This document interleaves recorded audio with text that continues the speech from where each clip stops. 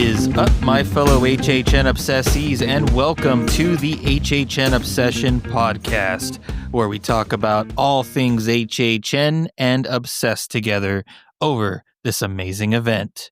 I am your host, JJ. With me, as always, the co-ghost, James. James, the co-ghost. And happy birthday to the ghost of the day, Lil Uzi Vert, Zach Brown. With a little bit of chicken fry. Oh, heck yeah. I hate that song so much. Mark Cuban. Give me money, Mark Cuban. Happy birthday, Rico Rodriguez, Manny from the Modern Family. Wesley Snipes, happy birthday. BJ Novak. Dean Kane. Oh, I don't know who that is. Happy birthday. All right, we're good. Happy birthday. All right. Welcome to this year's HHN Guide episode. This is the episode where we kind of go over the entire event. Pretty much everything has been announced besides a few details. Last year, we were able to do this episode where every single detail was there. But because of time constraints that I have, because I got some big stuff coming up this month, I wanted just to go ahead and start this guide episode. And we'll just kind of fill y'all in with the small little minor details that haven't been announced quite yet. But for the most part, everything is announced. And I seriously cannot wait to talk about some stuff. So yeah, we haven't talked about Scare Zones on the podcast, and we also haven't talked about the two shows that have been announced. There's also a couple little extra things that have been announced as well. So I'm very excited to get into this. It's going to be a long episode. And also, like I said, this is a guide to everything. So we are going to go over the houses again. So people that haven't heard the previous episodes, if this is the first time you're hearing us, we will go through every house and go through the descriptions. However, there was a UK press event about 3 weeks ago, maybe almost a month ago, where basically some of the creatives of HHN went to the UK to talk with some travel agents and some news outlets over there to promote the event. And they gave out a bunch of new info on the houses and some of the zones and the event overall. So I am going to be giving some new details that we have never talked about before for some of the houses as well. Ooh. Courtesy of Darren Scott, who is a reporter for a magazine in the UK. I think it's called SFX magazine. Shout out Darren. He's the one that filled everybody in over here on Twitter and gave us all the info that they told at that private little press event. So basically, we're going to be giving out some new information that comes from his tweets. So shout out Darren Scott. I love you, Darren Scott. All right. Yeah, we can get straight into this. So here's my dilemma, James. Oh, what's it? Do we do the usual clockwise around the event, or do we do counterclockwise? Now, here's the thing. I'm asking that because they pretty much released the Scare Zones counterclockwise. And so do we go in that order around the park, change it up a little bit, or do we go our usual route? What? Just because the Scare Zones did it, we're going to change? Yeah. What order did the other guys, the main houses? That was not counterclockwise, right? It was in no order, really. It was kind of all over the place. Well, I don't know. I guess in the spirit of the Scare Zones, perhaps. I'm going to say perhaps. I'll follow your lead. But I think we should change it up. I think we should take a right. We do a little different for the guide. Oh, man. All right. Is that scary? Or are you afraid? I am afraid, but that's in the spirit of things. I'll go afraid. I'll go forth afraid. This is not entirely uncharted waters, though, James. I think we've done this once on the podcast. Okay, so it's not our first rodeo. It's still a rodeo. I'm strapped in. We might still be rookies, though. I'm strapping in. We might not know what we're doing here. Counterclockwise. Yikes. Counterclockwise. Oh, man. All right, so I have all of the info saved here, so let me pull that up. Pull that up. Pull it up real quick, right quick. What do are you it doing? real quick. I don't know. So basically, if you've heard our other episodes, or if you've been following just everybody's shows, everybody's Twitter feed, all that stuff, we are getting a pretty cohesive event is what it's sounding like this year.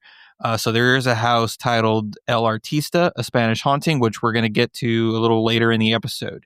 But that house is kind of based around the entire event. Like that story is within the entire event, and it's going to be connected to all the scare zones around the park, basically.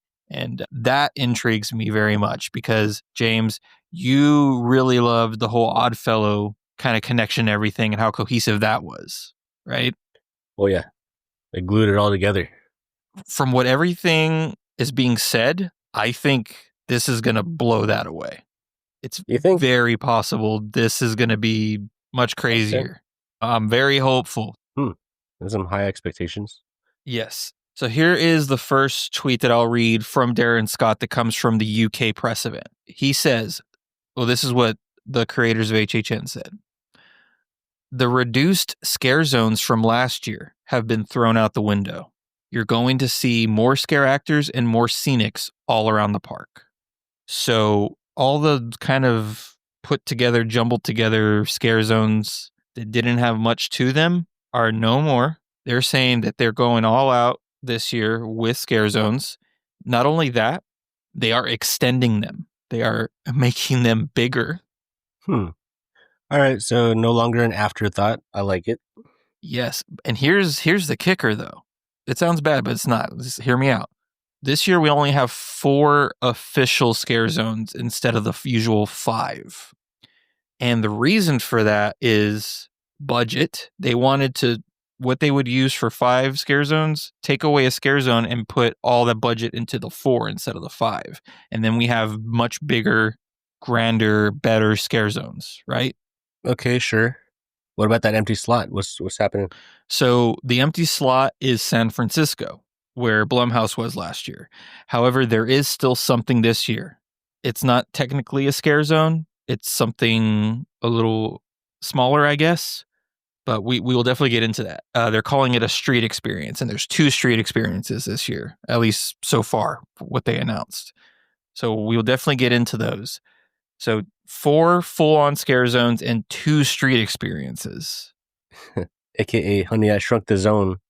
But isn't this a better way of going about it? Because last year, there was really just New York and Hollywood and Central Park that were pretty much like zones. Then you had that weird, what do you call it? Not the square zone, right? Or The square zone, yeah. Yeah, because it was so micro. It was literally just a square. Like, how do you call that a scare zone? So at least they're not calling something of that size or magnitude a scare zone. Okay. Yeah, I hear you there. They're not going to call something what it isn't. Sure. Yeah. So they are improving that, and they are improving the square zone this year. I'm going to tell you right now, it is no longer a square zone. You're talking about the intro opening zone, right? Yes, we're back. All right. So Darren says there's going to be a change to the opening truss structure this year. So you know how there was that big truss with the Halloween Horror Nights neon sign at the front of the park at the square zone. So there's going to be a little bit of a change to that this year. He went on to say scare zones, more places that were affecting all around the park. As soon as you cross through the turnstiles, we are sending you into the Conservatory from El Artista. The truss sign will have the Conservatory gates on the outside. So we are literally going to enter the Conservatory for that opening zone, which is part of El Artista, and the Conservatory part of the manor of El Artista is the overall theme of the event. The Conservatory is what brings all the stuff in Horror Nights together this year, and we're going to find out how, but that is what connects everything this year, is in that Conservatory.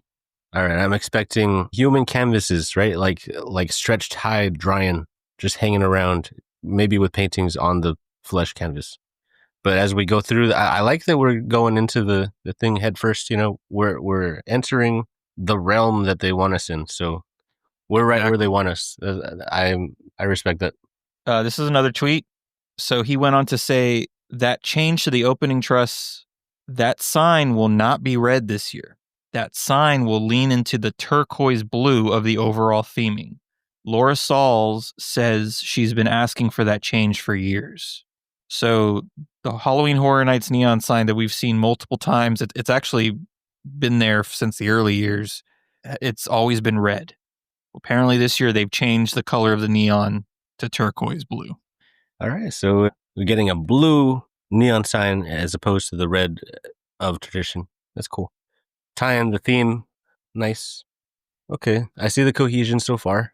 And the last quick thing that I'll read from him before we get into the actual first scare zone is this year there will be extra added content that will take immersion to the next level. This is a quote from what they said at the event. Extra added content that will take immersion to the next level. But they couldn't talk about it all just yet. Sounds like more than splash zones that they're teasing, right? Because they got the splash zone in one of the Terrifier house, I think it is. I don't know if that necessarily means splash zone. I just think they're taking the immersion to the next level where, I don't know, they're just putting us in to the story a lot more this time, where everything will be cohesive. Yeah, I'm wondering what tactics they're going to use because they're teasing some mysterious stuff. Interesting.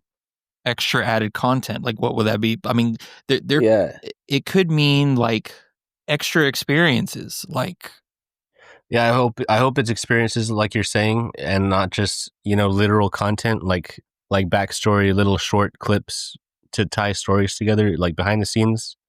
Like, I mean, that's neat and all, but if you're teasing immersion, like extra immersion, I hope it's not just little short videos.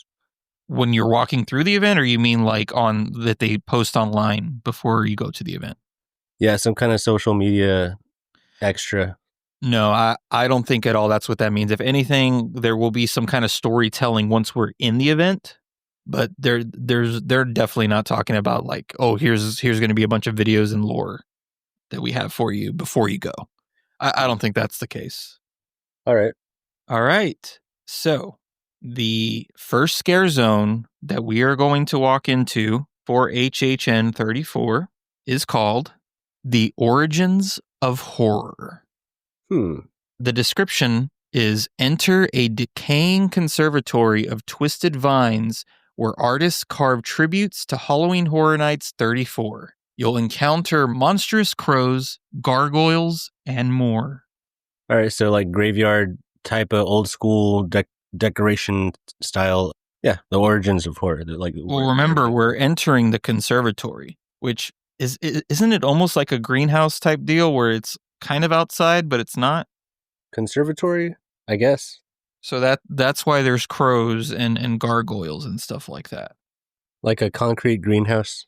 We're literally going to be entering the conservatory through the gates, and we are going to be immersed in that. Some more info that came from Darren Scott from the UK event. The origins of horror. There will be statue gargoyles that come to life and welcome you into the conservatory. The wingspan on the gargoyles is huge. Cool. Also, I forgot to say, all this info that we are discussing for this episode is official from Horror Nights or Universal. It's not leaked information. It's not rumors. It's officially put out by Universal.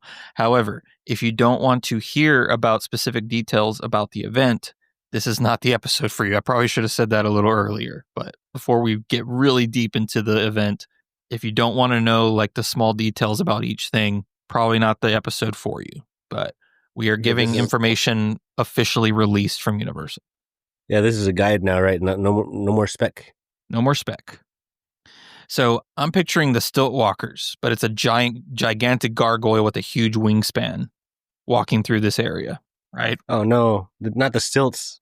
Also, being inspired by our Hollywood partners at Universal Hollywood, they always have a Murder of Crows character. We were like, we love those characters, so let's bring them to Orlando. So we have larger than life crows. So in Hollywood, they have these giant crow characters that are on stilts, and they're bringing those to our event. So they kind of took the design of that and putting it into this zone. So more stilt walkers, more gigantic crows. More integration amongst the parks. Yes. Because I was always confused by the crows. And there was like, oh, that's a Hollywood thing or whatever. But now we got crows. Now we got crows. We will also feature stone statues carved by our chainsaw sculptors in this zone that feature our 5 intellectual properties. Cool. So I guess we're also getting chainsaws in this zone. Maybe. I don't know if that's what that means, but we are going to have statues of each intellectual property throughout this zone. Yeah, and they'll be pretending to carve them and then come after you. That's neat. Yeah, I Big hope ol' that's the case. big I ol' hope that is props. what they're doing. Yeah. But I don't know if you remember back in the early days when we would go, this entry zone always had teases of the intellectual properties, the front zone, like right there by Shrek. So they're bringing that back, which, by the way, it's official. This zone is being extended in Minion Land. Again, we are back. It's the full Okay. it's the Yeah. full street now, where it used to be. I don't know if it's starting back at the square zone and going all the way. I believe it is. I don't know, but like I said, the zones are being extended this year. They're a little bit bigger than they usually are. There is already a bunch of props put out confirming it, and it's throughout that whole area, and it's very exciting. Bunch of conservatory props and all this stuff. So it's really, really cool, really exciting stuff. Hey, what if they got actual speed sculptors and they're gonna be sculpting logs out there, I dude? don't think so. But there's supposed to be statues, stone statues. Oh, not wood. I mean, maybe, but I'm picturing stone statues. You All right, might be well, right. if it's a prop, whatever material. But if they're doing it for real, they got big logs out there. I'm ready. Nah, I think it's cooler if they're carving out stones with a freaking chainsaw. Ooh, with sparks. That could be cool. Yeah. That could be neat. Ooh, sparks. All right. And then, real quick, this is a retweet from Ramon, one of the creatives of Halloween Horror Nights. He just put first scare zone announcement of the season. Follow Sergio's voice and heed his warning. The origins of horror are on the prowl. And Sergio is the main character of El Artista, and people have been speculating if he is the icon this year. He's not the villain at all. He is the victim of the story. So that's why people are kind of speculating that he's not an icon per se, but he is kind of the main character of this year. We are probably going to see Sergio in this scare zone. He's the herald of the icon, right? He's gonna birth the demon of his nightmares. Maybe. I mean, we don't know. We don't know what is in this house or what is in this conservatory or the scare zone. Like, is there a main villain of it? Sergio is just an egg. Out of him is gonna pop out the real icon. That's my We'll theory. see. That'll be cool, man. I hope you're right. He apparently is possessed, so we'll see. Oh, I hope he is in the zone. I hope he is in there in the vein of how Oddfellow was, where he has he's mic'd up and has a little stage or something. So I'm looking forward to it, man. It's exciting. yeah. And speaking of veins, I know you're not talking about veins, but you said vein. And I was thinking it'd be cool if he bled ink instead of blood. If his blood was black, like ink, because he's an artist. Anyway. So that covers this first opening scare zone, the origins of horror. So we are going to backtrack, come out of Minion Land, and we're going to go take a right into Hollywood to go counterclockwise around the event. And we're going to end up at the Hollywood scare zone. James, I'll have you take this one. Masquerade, dance with death. Masquerade, dance with death. You're invited to a masquerade ball where bloodthirsty vampires lurk behind ornate disguises. When their masks fall, you'll become their prey. Hey, that's not fair when their mask falls. What if I'm secure with my mask? I'm guarding myself. It's on them if I die. That sucks. I'm against that. Dude, focus. We got a vampire scare zone again. Oh, whoa, vampires. And they're masquerade vampires. Well, but their scary face is going to be hidden. Oh, man. I mean, I'm sure they'll be taking them on and off the mask, right? Well, yeah, it's in the thing. If it falls, then you're dead. So this is where that rumor came from. Remember when Legacy was saying there was going to be like a Vamp 25, like 1925? It was going to be 100 years. This is what this is what this is. So it's not part of the Vamp okay. Masquerade series. kind of themed to that like 20s, I guess. I believe it still does take place in the 20s. I believe that's what people are saying. So it is kind of this masquerade ball full of vampires. And it's taking over the Hollywood section. Oh man. So we're still gonna get flapper vampires, it seems. Yes, we are. Now here's the cool part. I don't know how it connects, but the set pieces in Masquerade they are still very much themed to the Conservatory. So again, it's all cohesive. So is there some kind of vampire ball going on inside the manor or something where all these vampires are? I don't know. I don't know what the connection is, but we're definitely going to find out. A big part of the theming of this year is obviously the Conservatory, but the Conservatory has these crazy stained glass windows, like colorful stained glass windows, and that is just everywhere in the zones, showing you that you are still in the Conservatory. Yeah. I wonder if these vampires, this whole masquerade party, one of it's like a product of the artist, right? Like maybe he drew this and this is the scene that we're in. I don't know. Possibly. It's like Chalk Zone rules. You'd hop into the world. Chalk Zone. That's Okay, how it went, right? Yeah, that's the way it went. Yeah. Or you could blue skidoo into his art, right? Maybe that's what the zones are. They're his. If we're talking cohesion, maybe amongst the houses is a farther fetch than the zones, right? The zones can all be one unit. I mean, I'm still learning here, but they're trying to tie them all together. Maybe that's I don't know how they're going to do it, but some kind of portal or dimension kind of tie-in, right? Something. All right, so that is basically all the information that we have for Masquerade. They didn't really talk about this zone at the UK event. Well, as far as we know, Darren did not post anything about it. So all we know is this is vampires, flapper vampires in the 20s, Masquerade. Oh, and they be flapping. That's a weird thing to say, man. With their bat wings because they're vampires. Okay, good. Thank you for clarifying that. You're welcome. Okay. Next up is something very, very freaking cool. It's very exciting, and it's going to be kind of neighboring this zone. This is one of the 2 street experiences that they have announced that is coming this year. Not technically a zone. They're calling it a street experience. I think it's closer to a horde that we've had in the previous years than the scare zone. So it does make sense calling it a street experience. This year, in front of Mel's Die-In, we are getting... What is it? Mel's Die-In Zombies. Oh, okay. There is not a lot of information for this. Basically, they made a post that says, brave all new street experiences that take the horror to new heights, featuring zombie car hops. Details coming soon.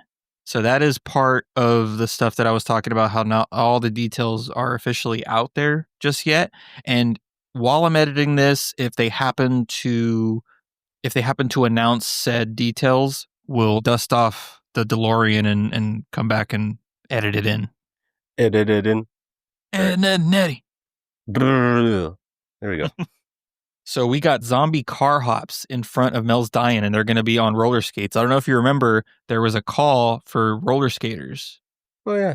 For HHN this year. This is it. Are they serving food? I don't know.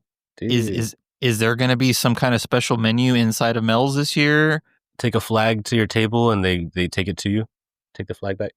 But yeah, again, just a little kind of horde that's going to be skating around the front of Mel's here. The only thing that Darren said that was given at the UK event was expect lots of Mel's Die-In merch this year. You know they ain't helping with the food. They're going to be their own little stunt over here. So what I think happened was, so apparently last year, I don't know if you remember, they had Mel's Die-In merch. That was the most popular merch last year. They sold the most Mel's Die-In merch out of all the merch that they put out. Like, out of all the shirts they sold last year, Mel's Die-In was the most popular shirt you saw people wearing last year. Yeah. It was a pretty big deal that they finally bit the bullet and put out merch for that, because that is kind of a staple of Horror Nights since the early days. They've always done that Mel's Die-In sign. So they're finally doing something with it. And because of how successful the merch was, I think they're doing this. They put this little street experience, and they're going to sell way more merch this year now that there's an actual experience with it. If it was selling on its own, now there's a thing tied to it. Yeah. Here's the real question, James. Is this going to lead to a Mel's Die-In haunted house one day. Maybe a zone. They don't have a zone yet. They're doing this experience. Well, they can't put a full zone. They can't put a full zone in front of Mel's Dying. But what if they made a haunted house based around some kind of abandoned diner or haunted diner? Maybe they had a whole noir black and white house. So why not? Yeah, you could have a neon American graffiti house. Sure. Yeah, it's an aesthetic. It's a vibe. The neon on black. It's good. What do you guys think? Do you think would you like to see a Mel's Diane haunted house one day? I think it'd be a cool thing. I think it'd be a cool idea. I want to see them serving food first. I don't see that happening. I don't see them easing the strain of the food workers. Yeah, right. They're gonna be doing jumping jacks and stuff. Of course not. I think you're thinking way too into this. So they're not actually going to be bringing out food. I know, but they should. I'm pretty sure they're going to have like severed limbs and heads on plates or something. Ooh, that's cool. Pretend to be serving and it's nasty props. That's fun. Or like a hot dog with a finger in it or something. You know? Okay, now I'm not mad at them. But dude, help out. But maybe they're promoting what's inside of Mel's. Maybe they'll have a special menu for Horror Nights. Who knows? Free samples. Free samples. Well, that's gonna be neat. I look forward to roller skaters. Yeah, I'm interested in checking that stuff out. I'm all about this new stuff this year. Like, I'm really glad they're expanding Horror Nights this year. Like, and it needed to happen. It just felt so off and scattered, brained, and everything last year. That on top of the amount of people that shows up to the event, there needs to be more things, and they're definitely doing that this year. Yeah. So directly across the street from Mel's is where they had the HHN bar last year, and that is returning. They are going to have a little bar there, and I believe they are going to have characters back there again where you get to take pictures with them from the houses. All those single stages, right? Yes, all the single stages. All the single stages. Nice. So Darren did tweet some information for that. He said the HHN bar is back, along with photo ops in the hotels. All right, now here's what's really exciting, James. Literally just a few feet away from the HHN bar. The Lagoon Show is back. We got the Lagoon Show. So after, is it a 3-year hiatus? It's been 3 years since the last one, which 3 years ago at HHN31, I didn't even get to see the Lagoon Show because by the time I got there, it was destroyed by the hurricane. And that's the reason that it's been so long since we had another one. But they rebuilt the Lagoon Show, and it's bigger and grander and crazier than ever before. And this year we got a Halloween show back, and it's called Haunt-O-Phonic, A Ghoulish Journey. So it is a sequel to Ghoulish, is what it sounds like. The synopsis is: a ghost story is rising from its watery grave to haunt the Universal Studios lagoon, featuring towering water screens and eerie music. I believe this person is one of the creatives that created the show. He's one of the directors of the Lagoon Show. His name is Jason McManus. He retweeted the announcement of the show, and he said, "We're back and have some new tricks in store." New tricks, okay. Tricks. The way I read that, the new tricks, I think that's going to be drones.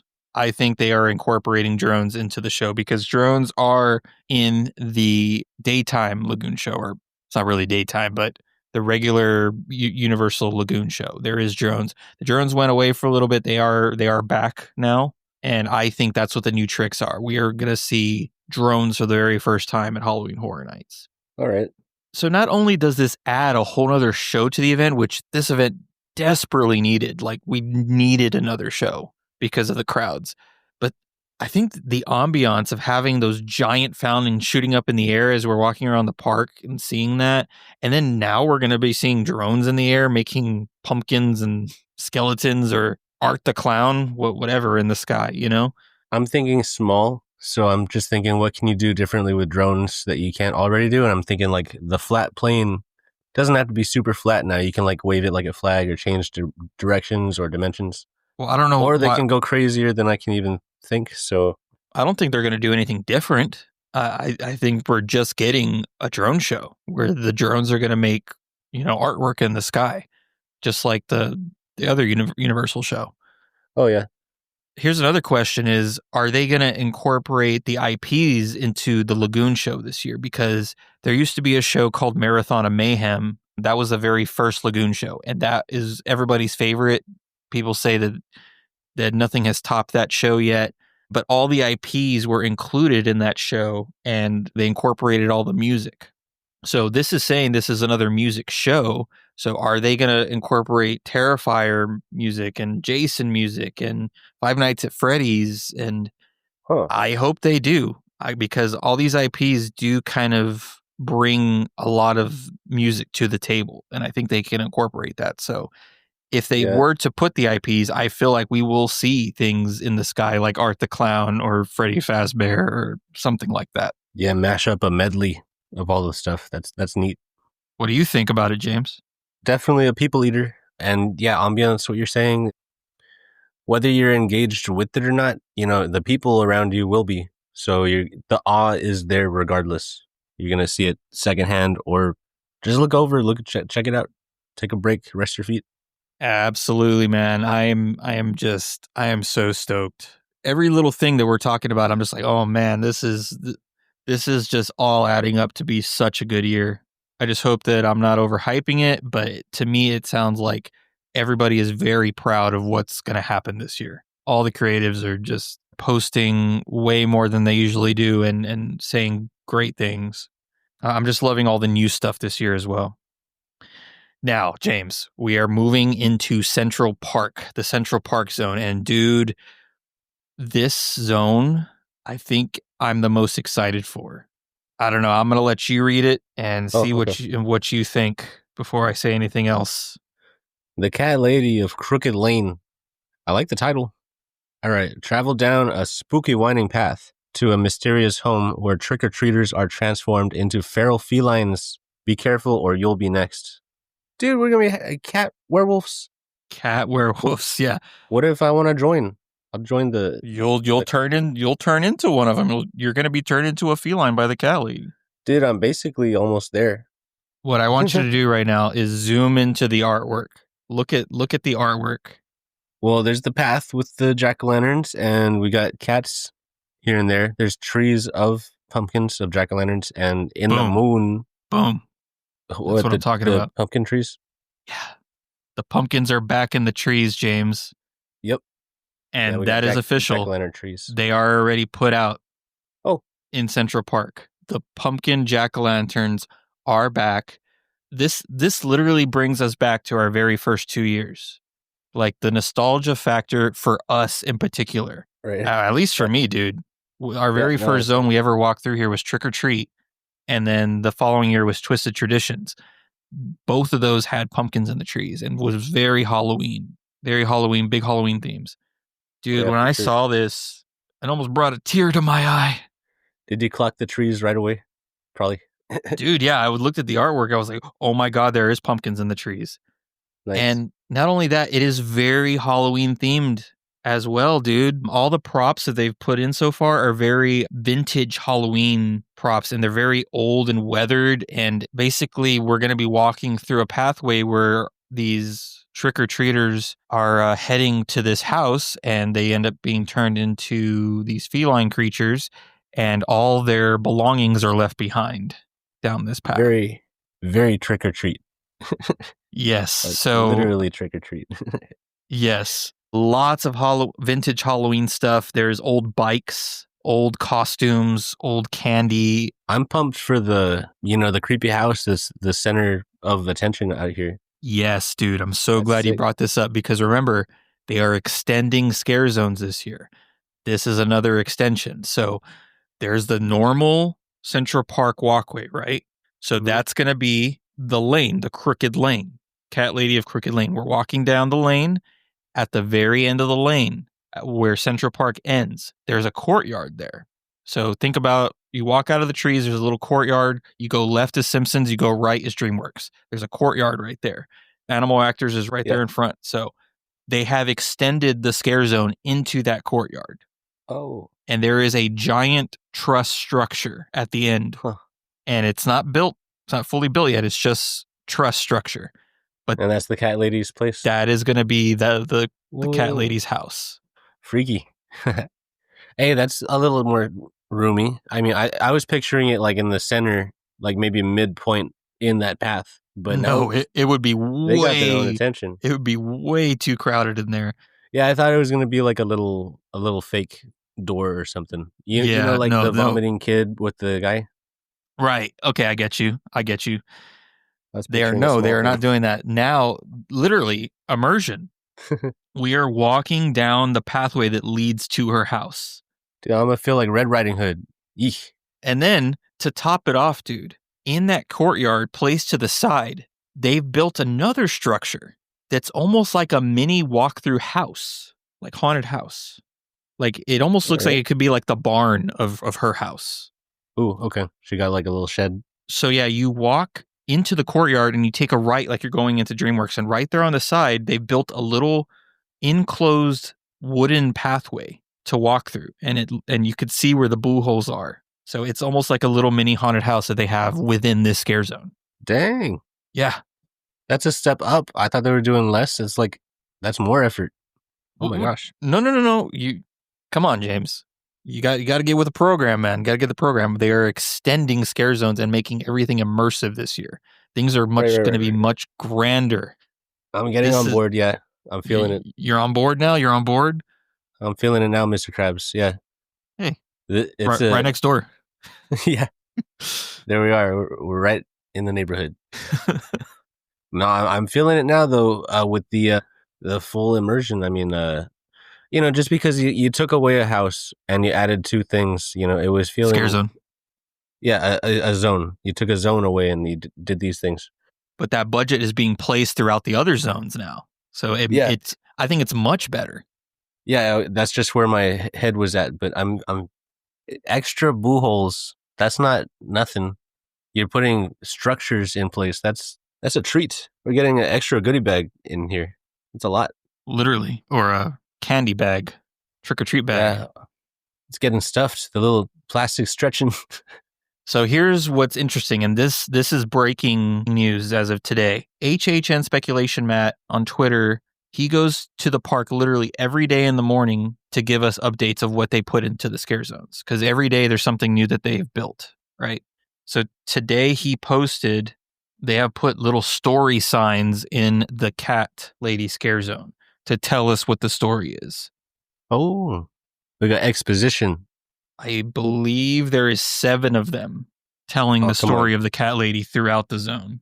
Not 9 lives. They're so close. Hey, maybe they haven't put them all out yet. True. Like it took like 3 or 4 days to put all the pumpkins out. It could be slowly putting them all out. This is just the first trickles of any evidence because Matt is on it. Should I read them? Should I read them out? They're public, I guess. Yeah, they're out there. This is like fresh off the press. Fresh off the press. So the first one says, deep in a forest on Halloween night, the trick-or-treaters follow moonlight. The naughty children that dare to explore the old crooked lane along the forest floor. Cat eyes and pumpkins line the dim trail to the cat lady's house, so withered and frail. And then the next one says, the cat lady of Crooked Lane stands on her stoop, stirring her cauldron of special soup. She's not a witch, the children all say, as she pets her cats of orange, black, and gray. She lifts her ladle and offers a taste. They drink it all down, not a drop goes to waste. Next one.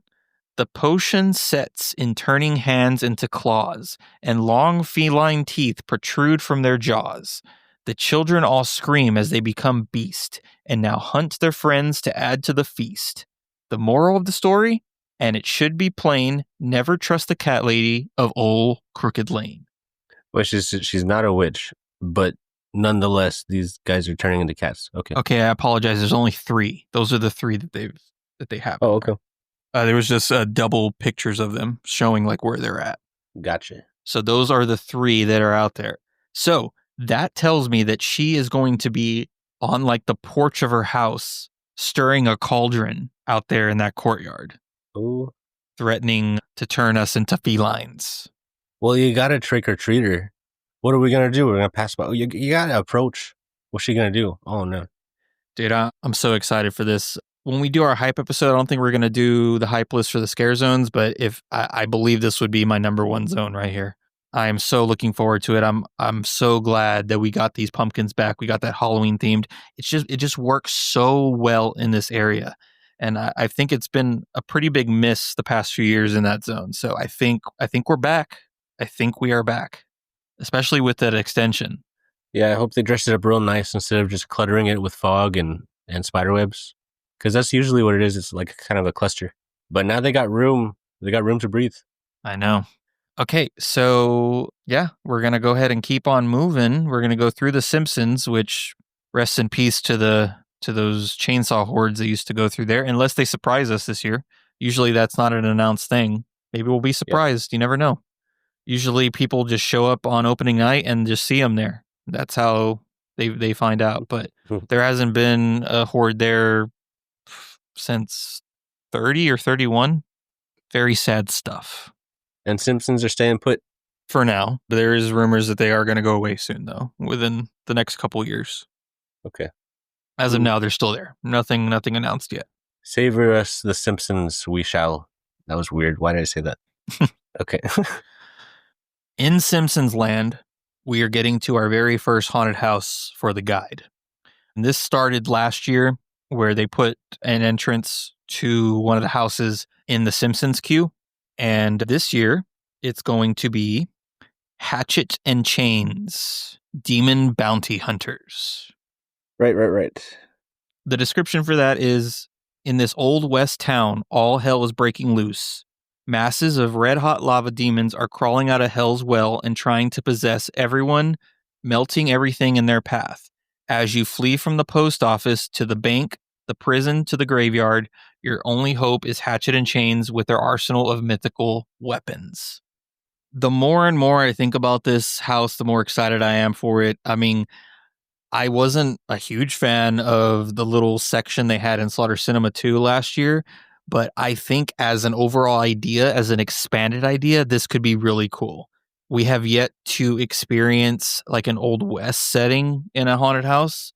That kind of came before our time. There was one called Ghost Town that we missed, and that's always on everybody's like top 10 list. The setting definitely works for haunted houses. So really excited to see what they do, and especially because this is one of the old tents. All right, so here's some info coming from Darren Scott from the UK event. Hatchet and Chains Demon Bounty Hunters is set in an Old West cow town, which is being taken over by demons from Hell's Well. They kill people by climbing into people's bodies and burn them from the inside out. You'll see a demon coming out of the face of a human. Oh, ew. Man.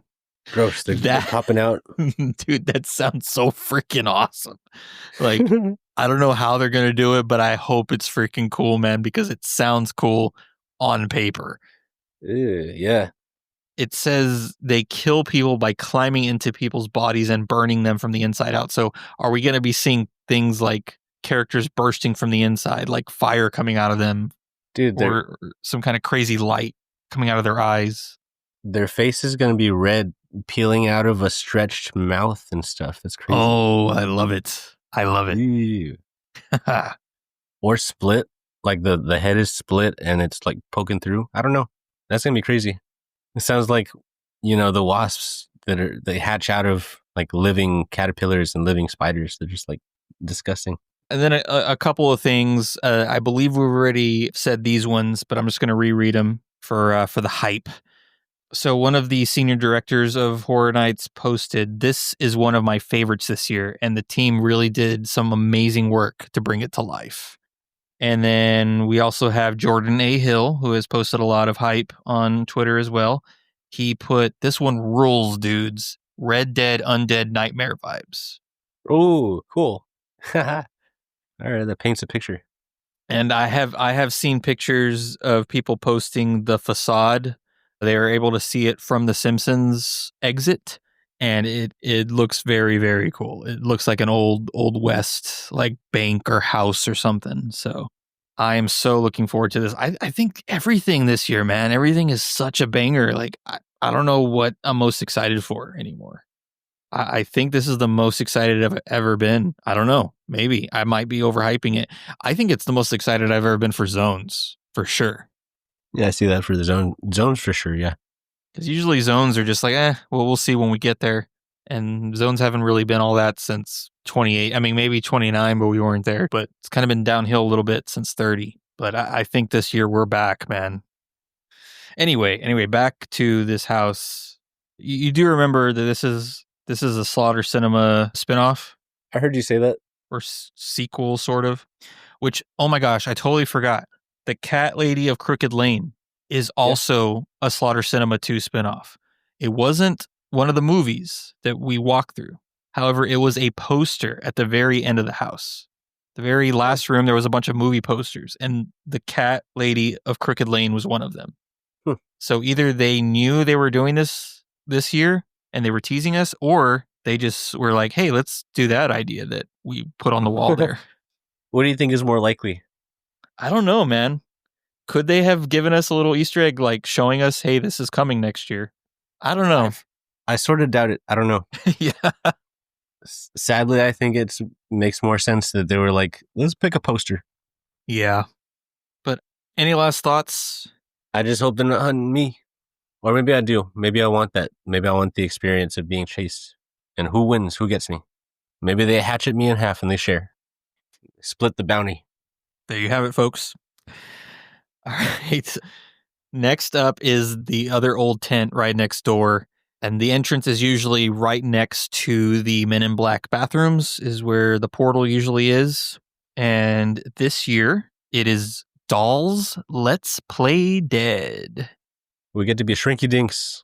We'll shrink down. Shrink a ding ding da ding da ding ding. Shrink a ding ding da do. Honey, I shrunk. Honey, I done shrunk. Dang it, honey. Honey, I shrunk your ding. Dolls, Let's Play Dead. This is the one. The Honey, I Shrunk the Kids house that I've long wanted. We get to shrink. All right. You're about to become doll-sized and witness the unnatural creations of a twisted little girl. You'll be hunted by fashion dolls she's melted and burned. Then you'll go under her bed and be stalked by toys she's stitched together. You'll end in her creepy Victorian dollhouse where undead horrors await you. Oh man. Straight up Sid, the little sister. She picked up his toys and stuff. Mm-hmm. Woo! Creepy toys. We are being shrunk down to doll size, and we are going to be walking around this child's room, or we're going to be in her little dollhouse. We're going under her bed. I mean, I don't know how they're going to build these sets inside of one of these small old tent houses or tent locations, but I know they're going to get real creative with it, and I can't wait to see what they do. Now, there is a bunch of information that Darren Scott gave us, so let me pull that up. Under the bed's going to be crazy. I can't wait, dude. Oh my gosh.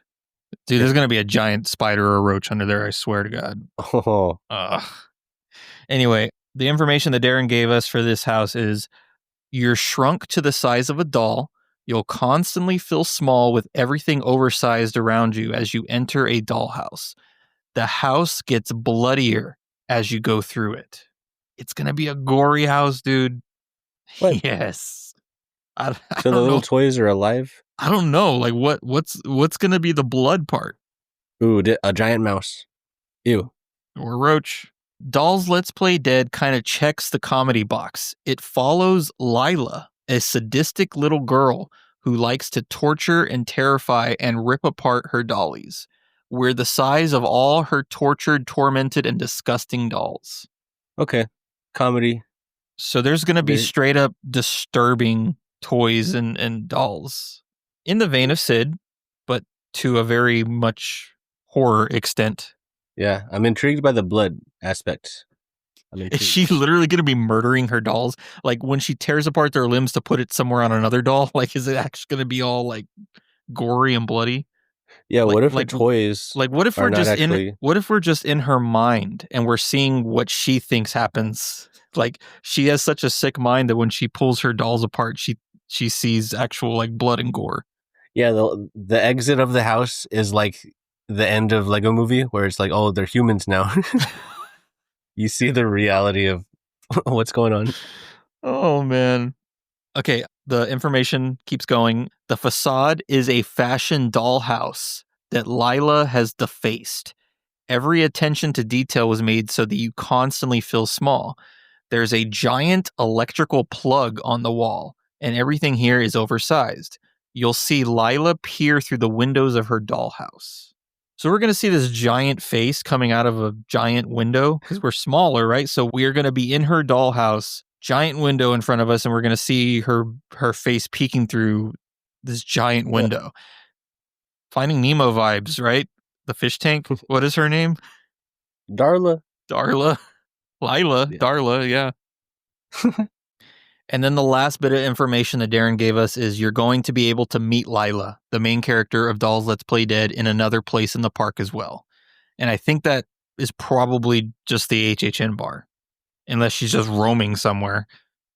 Oh, dude, what if she's giant everywhere? No, crazy. I think she's just going to be one of the characters at HHN bar that we'll get to meet. Okay, and she'll be like mashing two of her toys together or something. Yeah. And then Jordan A. Hill, one of the people on the creative team that post a lot, he put another banger, lots of fun playing with scale in this one, really off-putting stuff in there. So a little more hype with that. Another thing I want to point out is his name is Mayhem on Twitter, or he's at HHNstagram. He put, "Are we supposed to drop to the floor when someone yells Lila is coming?" I thought that was pretty Take that, funny. Disney. In your face, Disney. We can drop to the floor too. So what do you think, man? I mean, I know you've been joking with the Honey I Shrunk the Kids idea, but freaky toys were going to be doll sized. Yes, I'm excited for the forced perspective and the weirdness. Yeah. Oh, buddy. Another huge, big hyped house that I'm so ready for. Like, dude, this I don't even know what to say anymore. It's just there's so much potential with this house being what it is.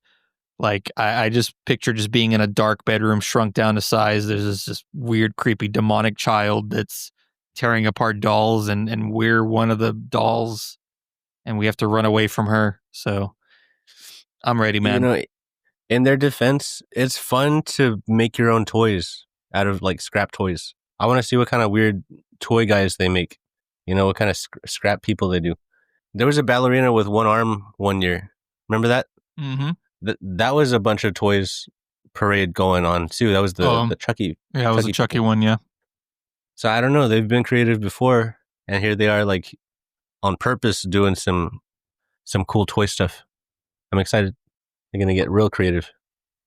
Some people have been comparing this to the 2009 Chucky house because we were also shrunk down to size for that. But I truly believe this is going to be very different from that. I think this is way over the top. Yeah, and way better than that. So that only touches on only on that aspect is the similarities. This is like super in depth. All right, let's keep on moving. Now we're going to go to those new tents, and they're much bigger. These are the ones that replace the parade buildings that we used to have. So this is something that I will say that has been kind of going around, kind of being talked about, is last year, those two tents were not used to their full potential. They didn't use all of the space that they potential. Potential, yes. Yeah. Thank you, James. Thank you. That's what I'm here for. All right.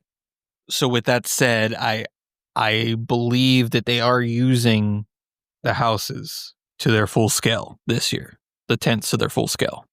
So, nice, good. So we are going to, which by the way, to get to these houses, there's like a little hub now where in between the old Fear Factor Stadium and Men in Black ride, you enter there, walk completely around Men in Black, and there's a little hub back there where you get to do both houses back to back, which is it's very nice of them to do instead of walking all the way back around to go to the next house. Yeah. I do like how they're doing that now. So the next house, one of the new tents, is Galkin Monsters of the North. In a remote northern village, a wicked being rises from the dead, bringing a horde of monsters and demons from the fjords to wreak havoc on the townspeople. You'll face icy, horned, winged, and wolfish fiends that gradually merge into one giant horror. Then you'll try to escape the belly of the beast. I am super intrigued with this house. Something else I want to say is that is it bad that I kind of just realized that this is our sequel to Monstros this year? It's our. What do you mean our sequel? Because over there in Hollywood, they've had Monstros 2, Monstros 3. This is our Monstros sequel. Because Monstros means monster in Spanish. Galkin means monster in Norse or whatever. Well, but is it a spinoff of?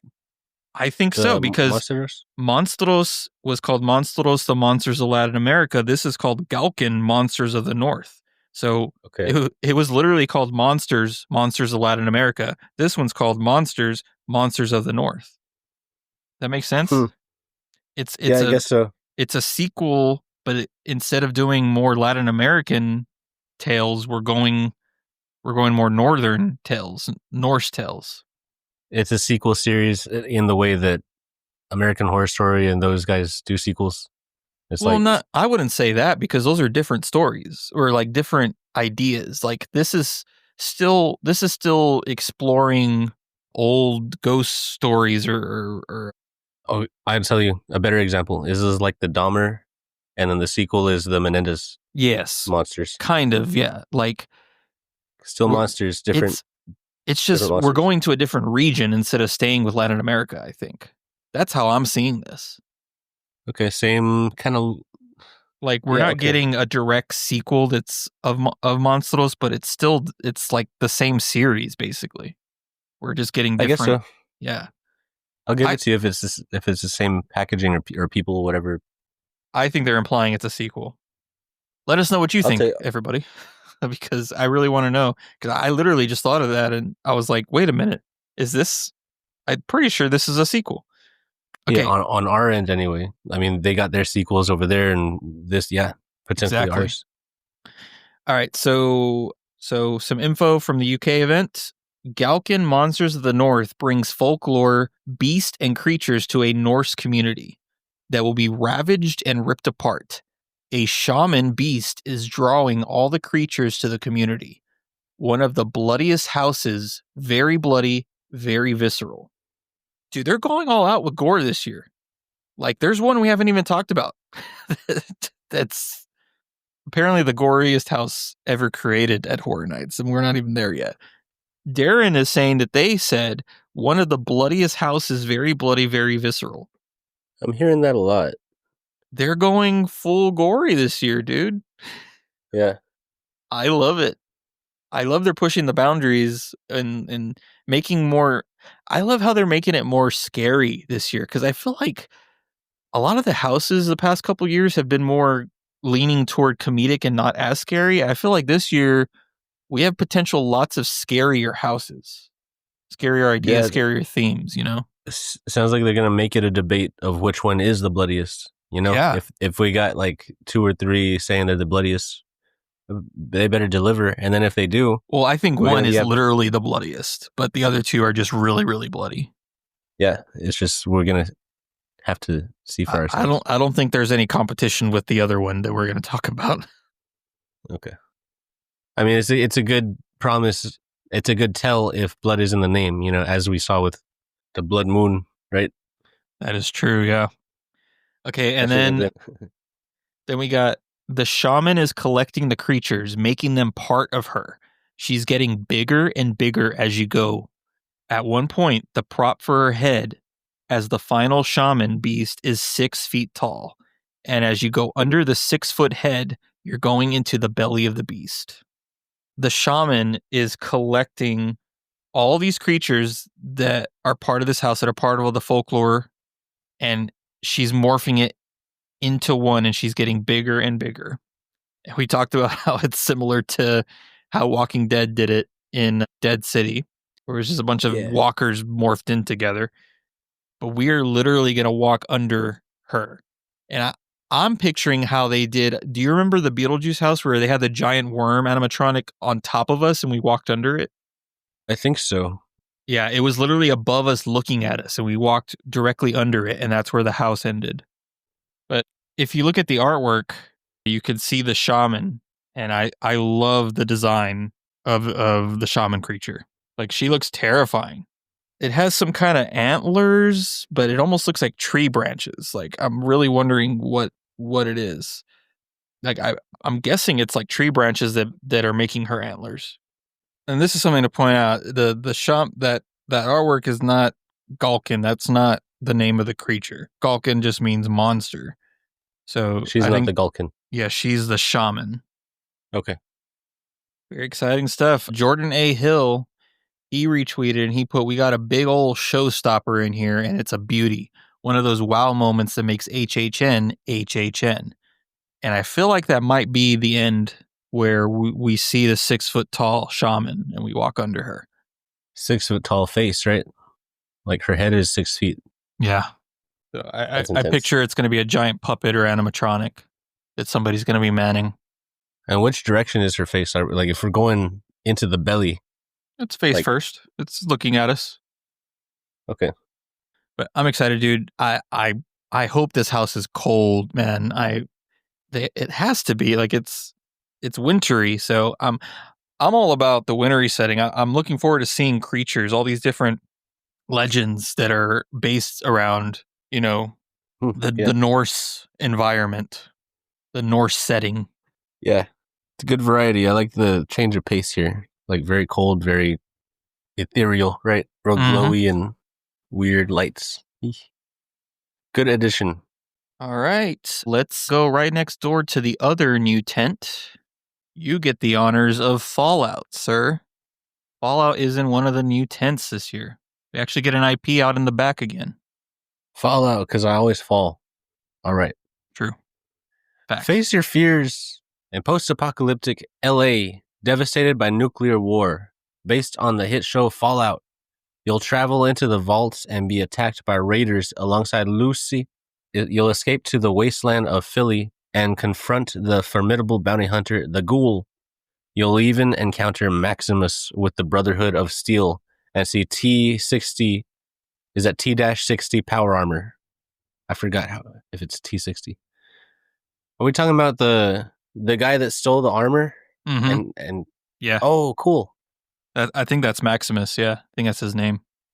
Dang. All right. So I have seen Fallout now. I watched it. It was good. It wasn't amazing, but I enjoyed it. I liked it for what it was. However, I still don't quite understand how it's going to be a haunted house. To me, that show is not horror at all. Yes, there is some zombie type characters, type things, creatures in the show that people turn into from the radiation. People get turned into like these zombie things. So is this going to be a house set in like the apocalyptic Fallout setting with these zombie creatures and then the Maximus robot? I'm pretty sure we're going to be in the vault. Like to start? I think we'll start in the vault. We're obviously going to see the Ghoul throughout the house. So you saw it recently. What do you think is like drama? It's a little bit comedy. It's a little bit of comedy, but it's more of like sci-fi action. There's no horror.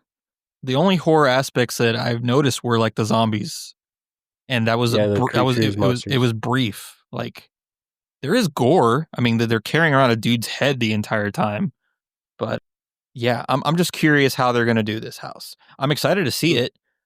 I'm sure they're gonna do it great, but I'm not really sure where they're gonna go with it, and I am excited to see what they do.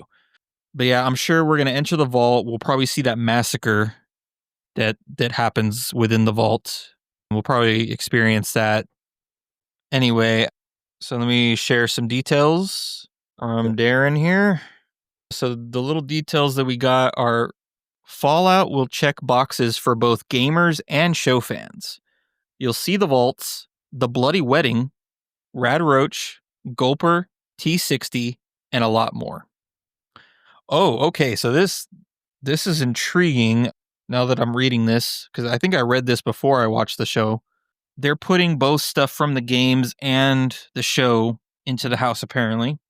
So we are going into the vault, and we are going to be witnessing the bloody wedding where the big massacre happened. So that is official, apparently. We're going to see the rad roach. Gross. I hate that. So there's going to be giant roaches in this house. But we're also going to see Gulper somehow, that gigantic monster fish. How is that even? Oh, yeah. That finger axolotl looking thing. Yeah. Is it going to be a animatronic, a puppet? Is it going to be on a giant screen? Like, what? How are they going to do that? I'm curious about that. Big old puppet. And then the other little tidbit we got is for the Fallout house, other locations will include the Wasteland, Philly, and the Super Duper Mart. The Gulper they have created is quote unquote giant. Okay, so we have another giant prop or animatronic or puppet in this house. So both tents have something giant in them, some kind of giant creature character. Yeah. Okay. I'm loving that, man. I'm intrigued. Now that I've read these two things that Darren put out, because I'm reading these after the fact that I've watched the show. Now I'm a little more excited. Now that I know exactly what to expect or what's coming, this could be good. What do you think? I mean, you saw Fallout before I did. I think you kind of like it. What are you thinking? I gotta rewatch it. You saw it fresh. I gotta get fresh again. But it has been a while. Is this on the occasion? Like, it's on the toes of like a season 2 or something? It is. Yeah, I think it comes next year. Okay. I don't know. I guess vague memories of when I first went into it was like, okay, well, first off, I don't know if this backstory matters, but Fallout and what's the other one? Borderlands. I would mix up a lot. Yeah, I could see that. And then Borderlands kind of flopped. Fallout seems to be doing better than Borderlands, at least. I don't know if I mixed them up because of tone or just because they're like post-apocalyptic, but it's doing very well, actually. I think it got like 17 nominations for Emmys. Ooh, really? Yeah, it's doing very good. Yeah, the ghouls' whole story is what stood out to me the most. But I like just I like how they set the tone. Like you could die at any second, and then here's this if super naive one like, from the vaults on the surface. It's a good, it sets the stakes. So I like her being all scrappy and nothing. And then it's cool seeing the bully jock, get his thing stolen. And this guy's like rogue now. There's all different angles.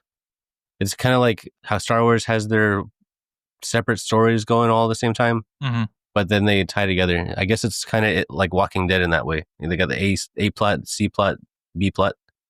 But now I got to refresh on the details. I got to rewatch it. Other than that, we're getting closer and closer, man. Got to do it soon. Yeah, I guess so. What's it on again? Is it Amazon? Peacock? Amazon Prime. It's a Prime show. Okay, Amazon.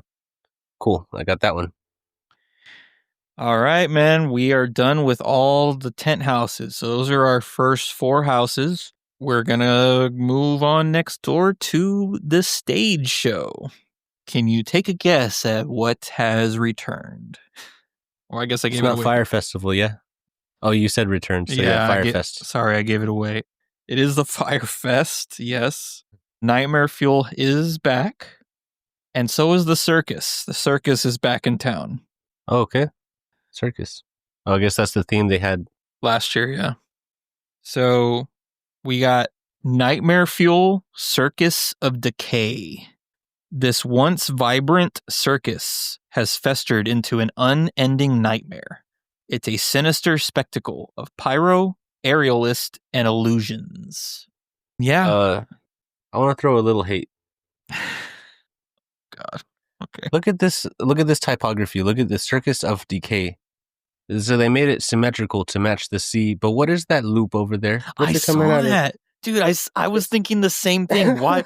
I was like, over there at the Y, they put the same little shape as they did with the, with the C. With the C, just to match, but it doesn't make any sense with the Y. It's just hanging out there. Yeah. Yeah, I didn't like that either. I totally agree with you. Yeah. if everybody wants to know what we're talking about, go look at the artwork for this. There's these weird curve shapes on the C and the Y, and it makes sense for the C, but it's randomly on the Y for no reason at all. You could almost blame it on the L from Nightmare Fuel up there. Mm-hmm. Like maybe if they lined it up, but that would look weird. So I guess they just decided on a floating loop. All right, I totally agree with you on that. I noticed that right away. cool. Everyone knows this. It's listened to us. We're not huge fans of Nightmare Fuel. I enjoy watching this show once a year. Like I think you only need to see it once, in my opinion. I know there's people that see it over and over again. I don't get it. I think they've beaten this horse to death. And and we're not the only ones, because when they announced this, lots and lots of negative reactions. Like people just think that it's the same show, and especially because they're bringing the circus thing back. Like, yes, they changed it up last year with the circus, but now they're bringing the circus back. So is it going to be the exact same show again that we saw last year? I mean, yeah, I don't even want to talk about it anymore, because we've said it so much on the show that people are just probably sick of it and probably skip this part. Apologies to the dancers. Yeah, Y'all, they're great. They're great, and I'm not hating on them. It's just they need to change the story. Like the writers and directors need to change the story of this show, because it's the same thing. But the dancers are great. They perform their asses off. yeah. Don't fret. Your sweat is appreciated. Yeah, and it's hot. It's hot. Lots of fire, and it's hot. And dude, the choreography, insane. Yeah. So one thing that is different is this year does have a different show director. I believe Charles Gray, who does a lot of the haunted houses, is part of the directing this year. So maybe it'll be different. We'll just have to see. I know you didn't see last year, so this will be a whole new thing to you, the circus theme, I missed it last year. So I'll check it out. And you know what? I want some roller skates in there. They got some roller blades out there on the sidewalk.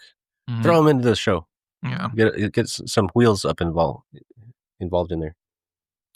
I'm just so happy that we have another show again.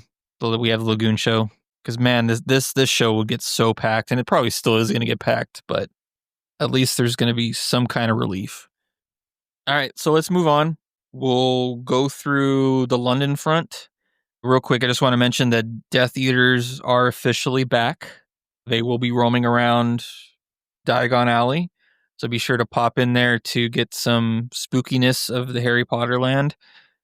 Last year, they were doing a lot of thirst traps on TikTok. I don't know if you remember that.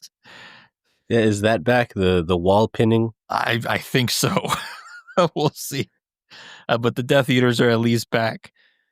And I don't know if we ever mentioned this, but last year, they actually came out for like the last 30 to 45 minutes of the regular park hours. So the regular park guests were able to see Death Eaters before the park closed. So they might do that again. So just heads up, even if you're not going to Horror Nights, you might still be able to see the Death Eaters the last like 30 minutes or so before the park closes. And they didn't ignite on fire for coming out early. Yeah. They're not vampires. They're not vampires.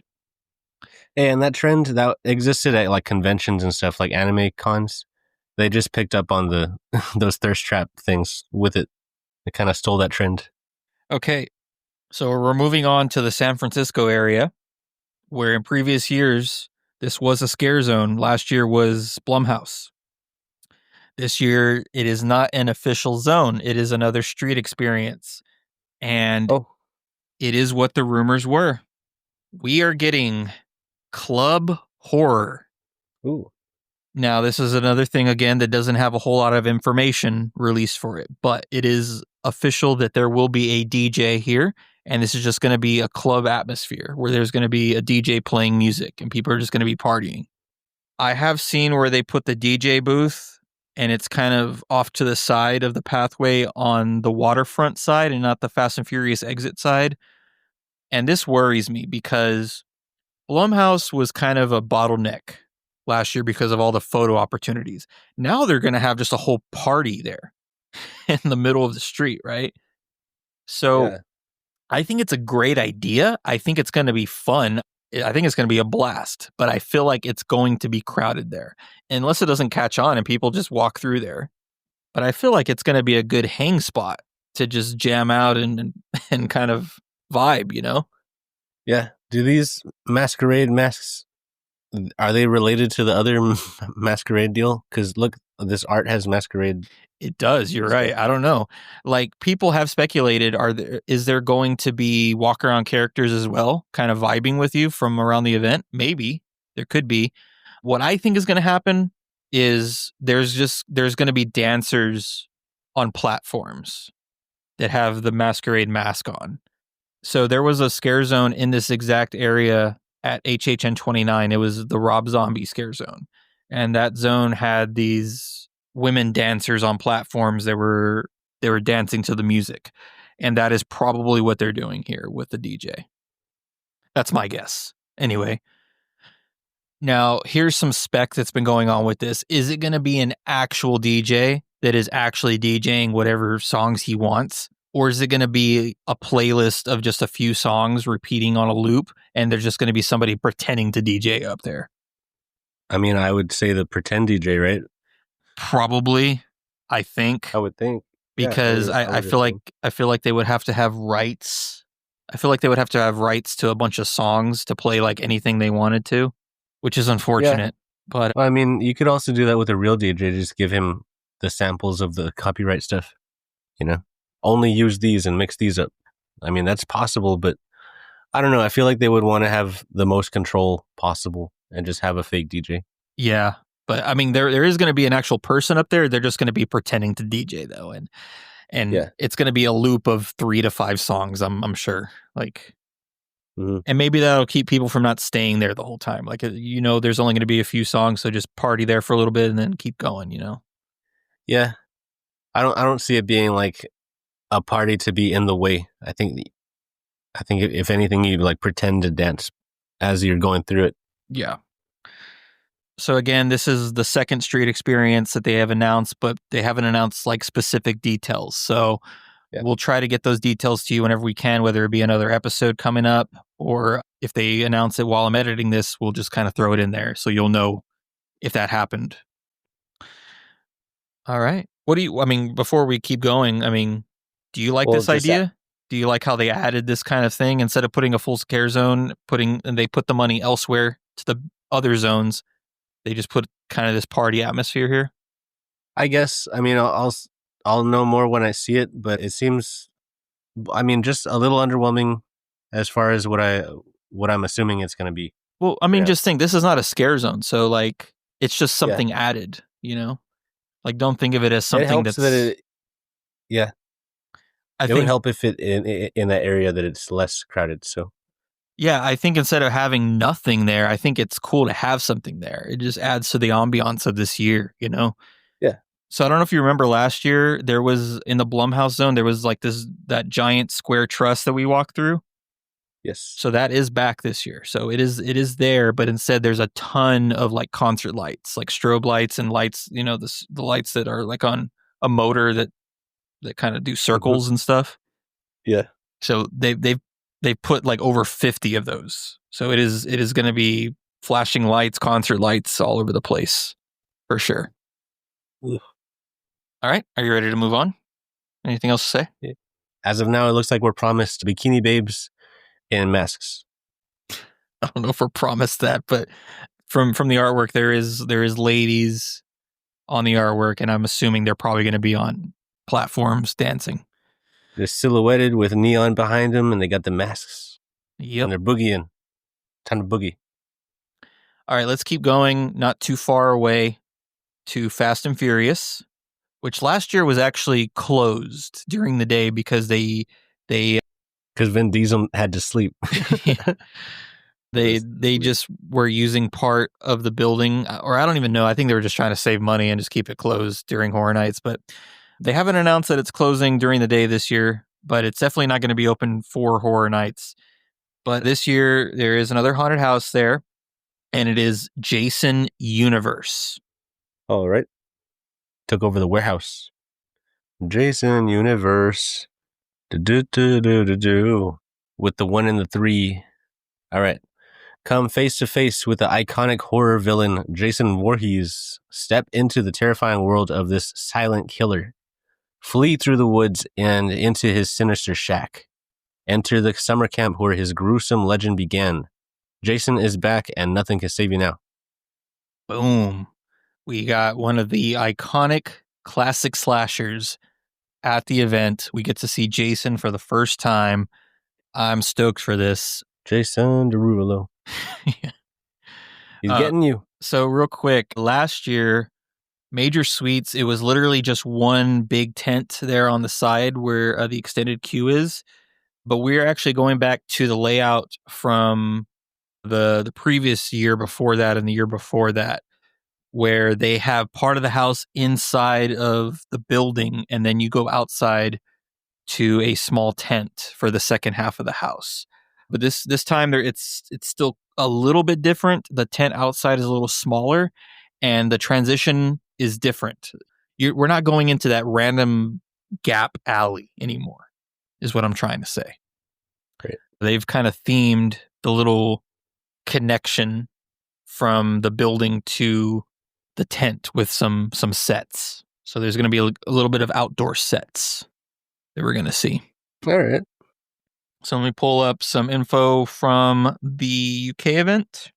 So Jason Universe will have multiple versions of Jason in a gauntlet of Jasons, including the new Jason. The house is described as Insidious times 10. Is it Last Jason Standing? Are they all versus each other? No? I don't think so. I think we're just going to see all the different versions as we go. I don't know if you heard that last part. It's being described as Insidious times 10. I don't know about that. I feel like that's a little overhyping it. I don't know if I don't know if they're trying to say that it's as intense as Insidious was last year, or if they're trying to say, like, I don't know, we're gonna see the character Jason like pop out a bunch of times like the Insidious. I don't even know. Like, I don't even know what that means. Insidious times 10.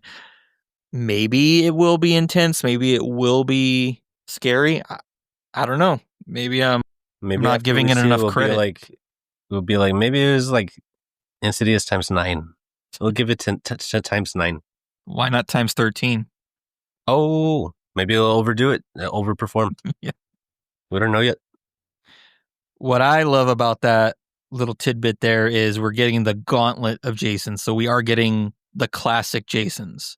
Yeah. And I believe at I think I saw an interview where they talked about how this house is going to take place in the 80s.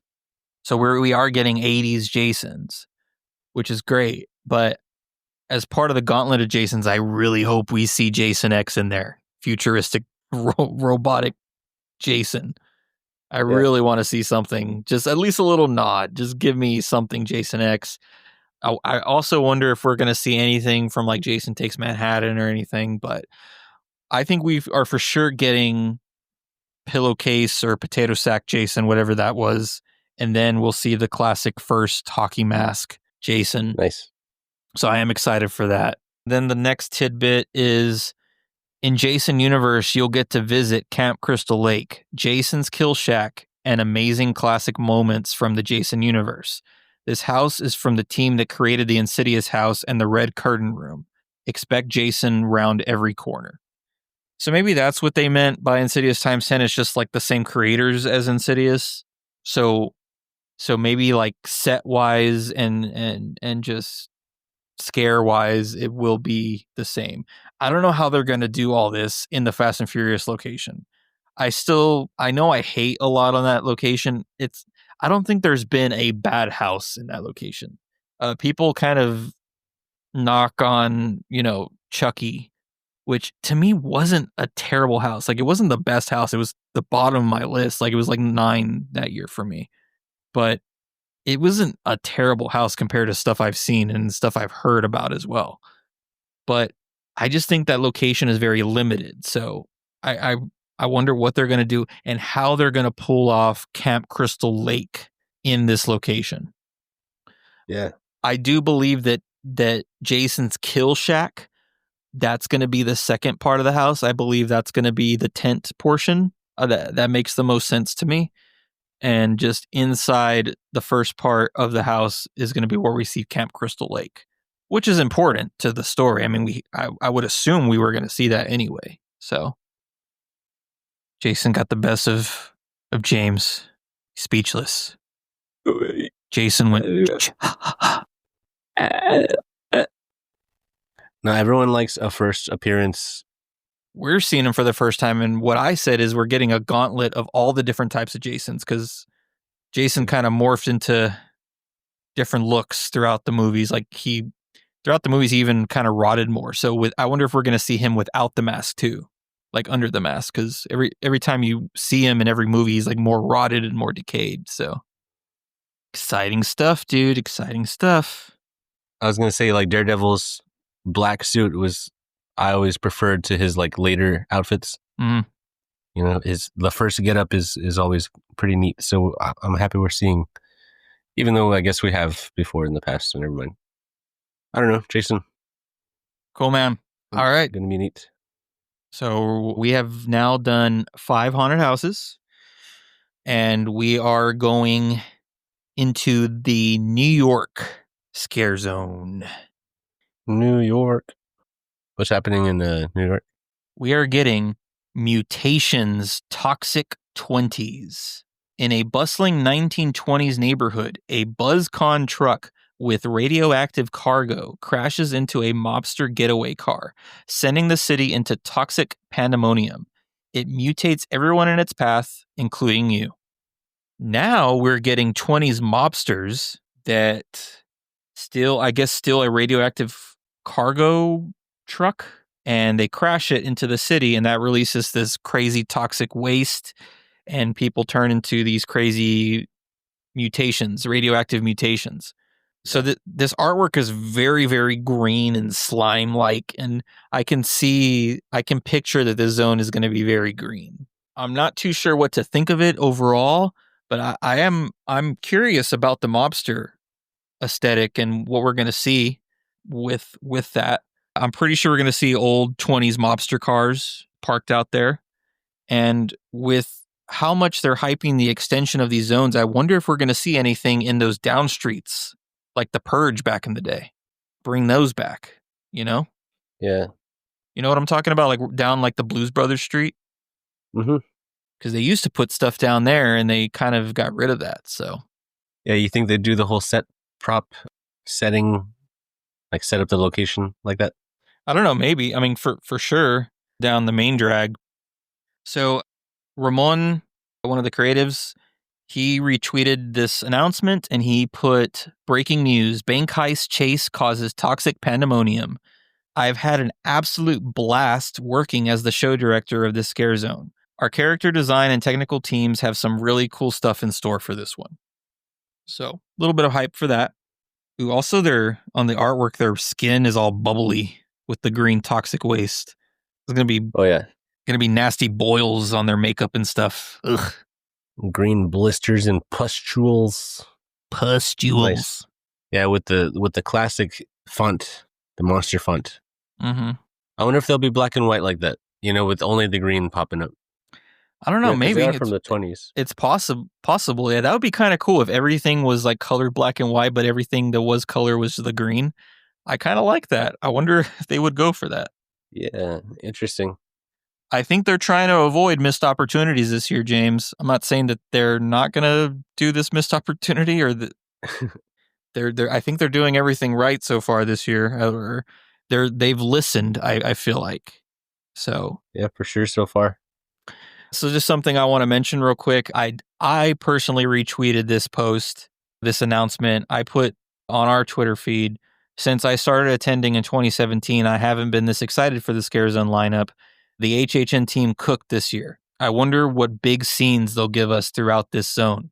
And Halloween Horror Nights actually commented on my retweet of this. And I didn't even tag them. I just put hashtag HHN. That's how they found it, I feel like. And Chad, the HHN Twitter, they just commented, "You're not ready," with the devil emoji. Dang. They singled you out. Yeah. So I think they're referring to, I wonder what big scenes they'll give us throughout the zone that I put. So I feel like there will be big show elements somewhere, because, you know, there's usually that stage show they always put in this zone. So I feel like there will be moments that they're going to give us of like the mobsters crashing, or I doubt they would use machine guns. I mean, obviously they'll just use special like sound effects, but really wonder if they're going to do anything like that. I'll tell you what bugs me though is the A in mutations. Mm-hmm. There's a single drip right in the center of the A. It's kind of bothering me. He needs to pull his pants up. That letter. All right, so let's move on. So this is a great time to bring up that Hollywood Rip Ride Rocket is going to be closing here in a couple of weeks, sometime right before HHN starts. I think it's August 19th. Don't quote me on that, but I believe that's the day that it's officially closing. But they have officially started construction on the next roller coaster already. Like they're not wasting any time. So right there next to Hard Rock Cafe, they've already cleared the land there. They have a big construction site there because that's where part of the coaster's going. And then on the opposite end, in between the tribute store and that firehouse facade where Rip Ride Rocket comes through, they're starting construction there as well. There is construction walls there, and behind there where we usually have the haunted house queue lines in that parking lot back there is also a construction zone. So I feel like the roller coaster is going back there as well.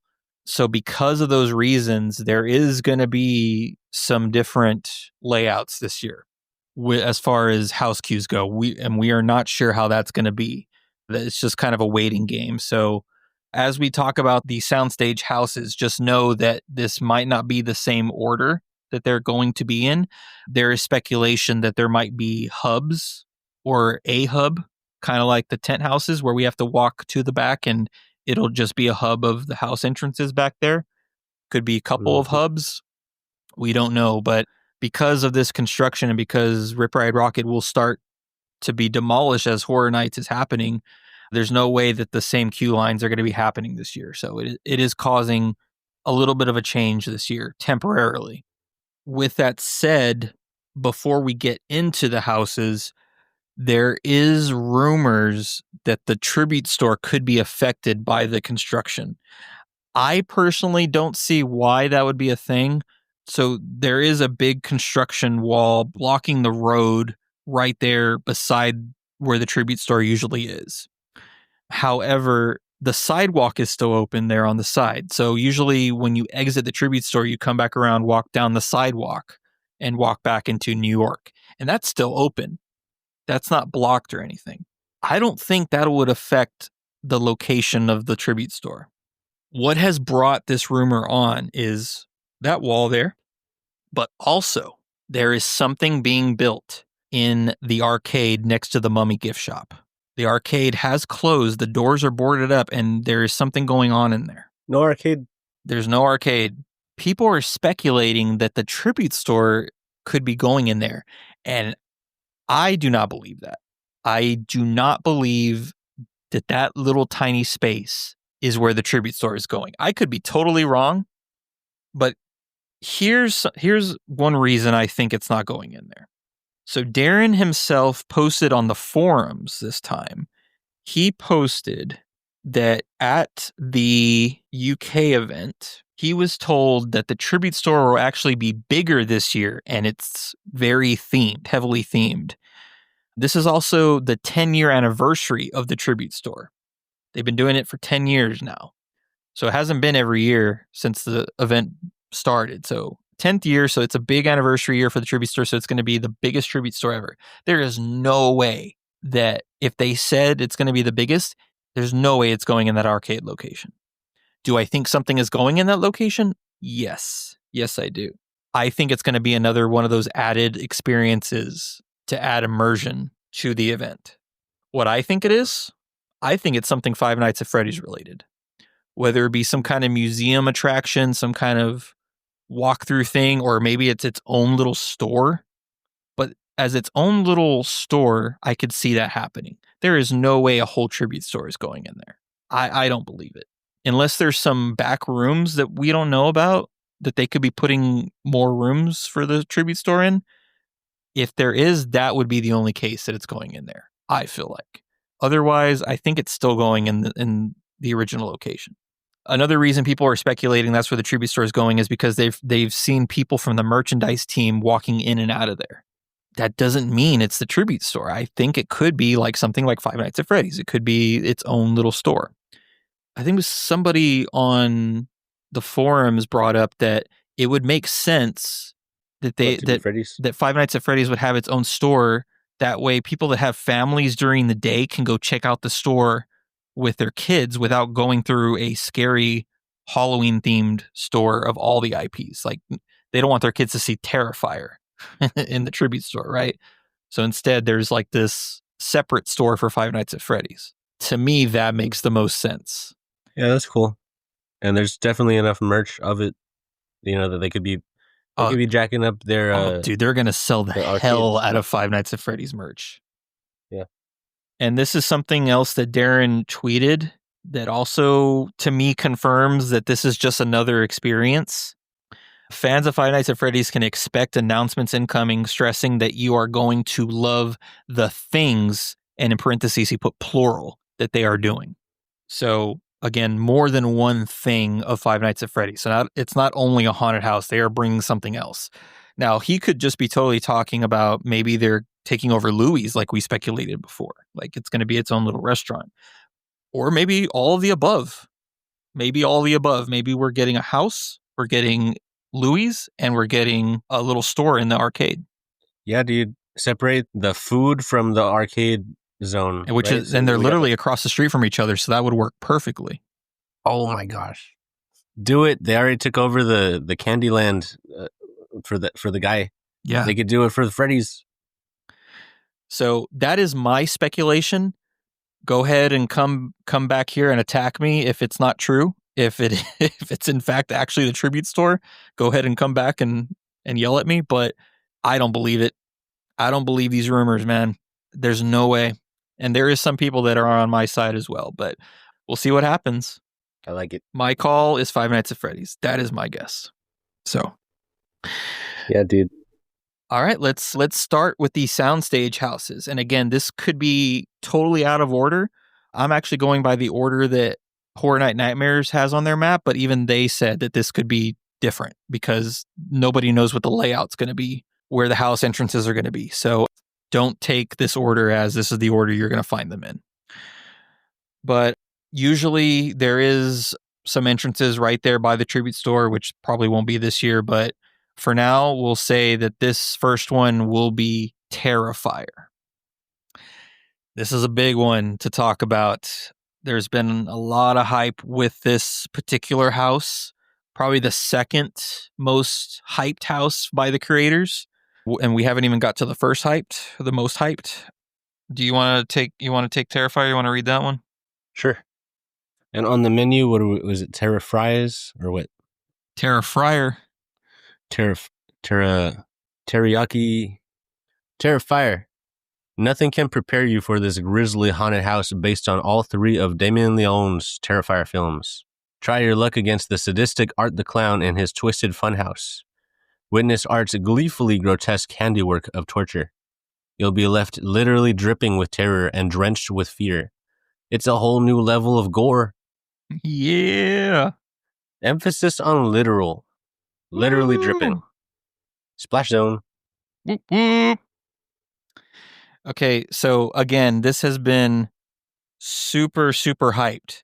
We've already read this on the Terrifier episode, but I'm going to read you guys the stuff that the creatives posted when this was first announced. So first off, Damon Leone himself retweeted the announcement, the director of Terrifier. He put, "It's official. Terrifier is coming to Halloween Horror Nights this year. We are thrilled, honored, and relieved to finally share this exciting news. This is set to be the bloodiest house yet, and the team at HHN truly knocked this attraction out of the park. You will get all of Art the Clown's greatest hits and then some." And then Ramon, one of the creators of HHN, he said, "Honored to have worked as the show director, writer for the Terrifier house at HHN34. It's a blood-soaked love letter to all three films and the macabre world created by Damon Leone. No punches were pulled. Prepare to witness the goriest experience in Halloween Horror Nights history."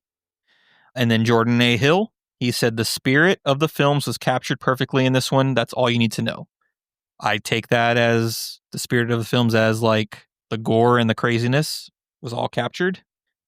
Chris Gardner, who does, I believe he does a lot of like artwork, and I believe he had to do with a lot of the little Screamer figures from previous years. He posted, Terrifier fans, you've seen this, right? Pro tip, get your ponchos ready. Poncho! So they are absolutely hyping the hell out of this house, saying it is the bloodiest thing that they've ever done. And, you know, they are hyping the heck out of this because I think they are going to sell Terrifier ponchos. Like, they're hyping it up. I feel like they're going to have a little cart outside of the house to buy ponchos. Like, I love it, dude.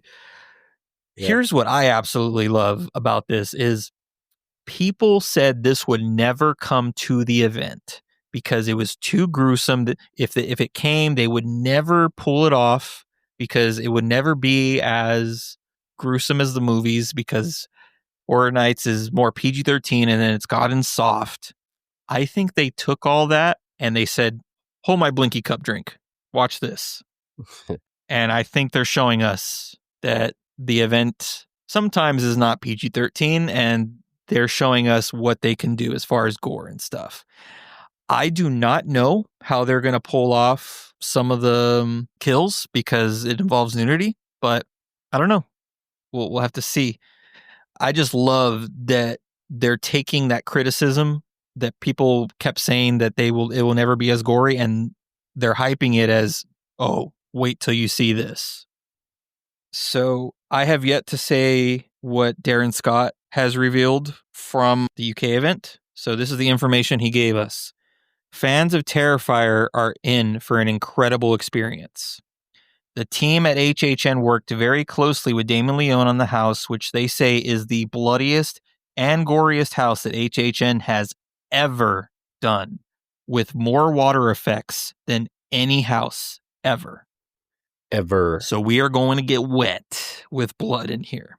Now, here's what was speculated last time we talked about this. There was speculation that there was going to be a split at the end, just like Dueling Dragons, where one would be a wet side, one would be a dry side. That was spec at first. It is now confirmed by Darren.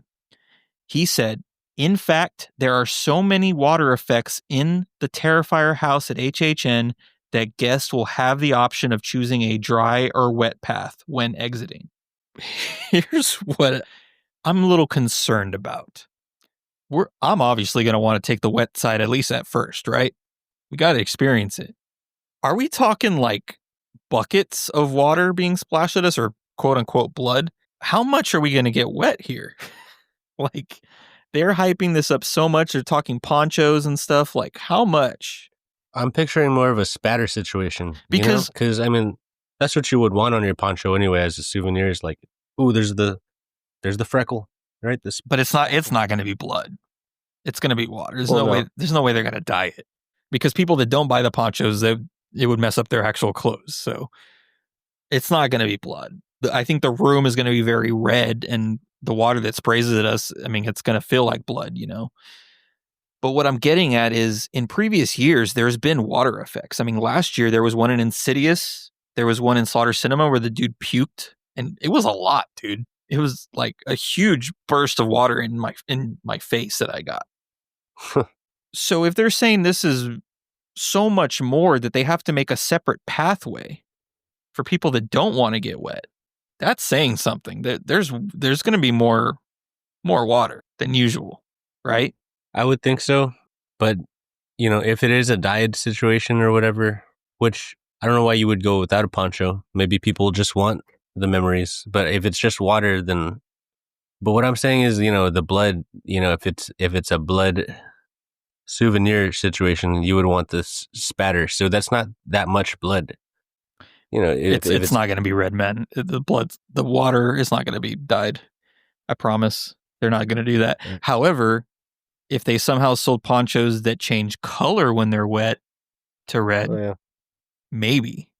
I know there's shower curtains like that, I think. But no, dude, they're not going to dye the water red. It's just going to be water. There's too much liability there for people that will complain about their clothes being ruined. Yeah, they're expensive souvenir And shirts and and all plus, that. this is not saying drops. They're not making a separate pathway for drops. They are hyping up the fact that we are going to get a good amount of liquid on us. So if they were to dye that stuff red, imagine how much would get on you.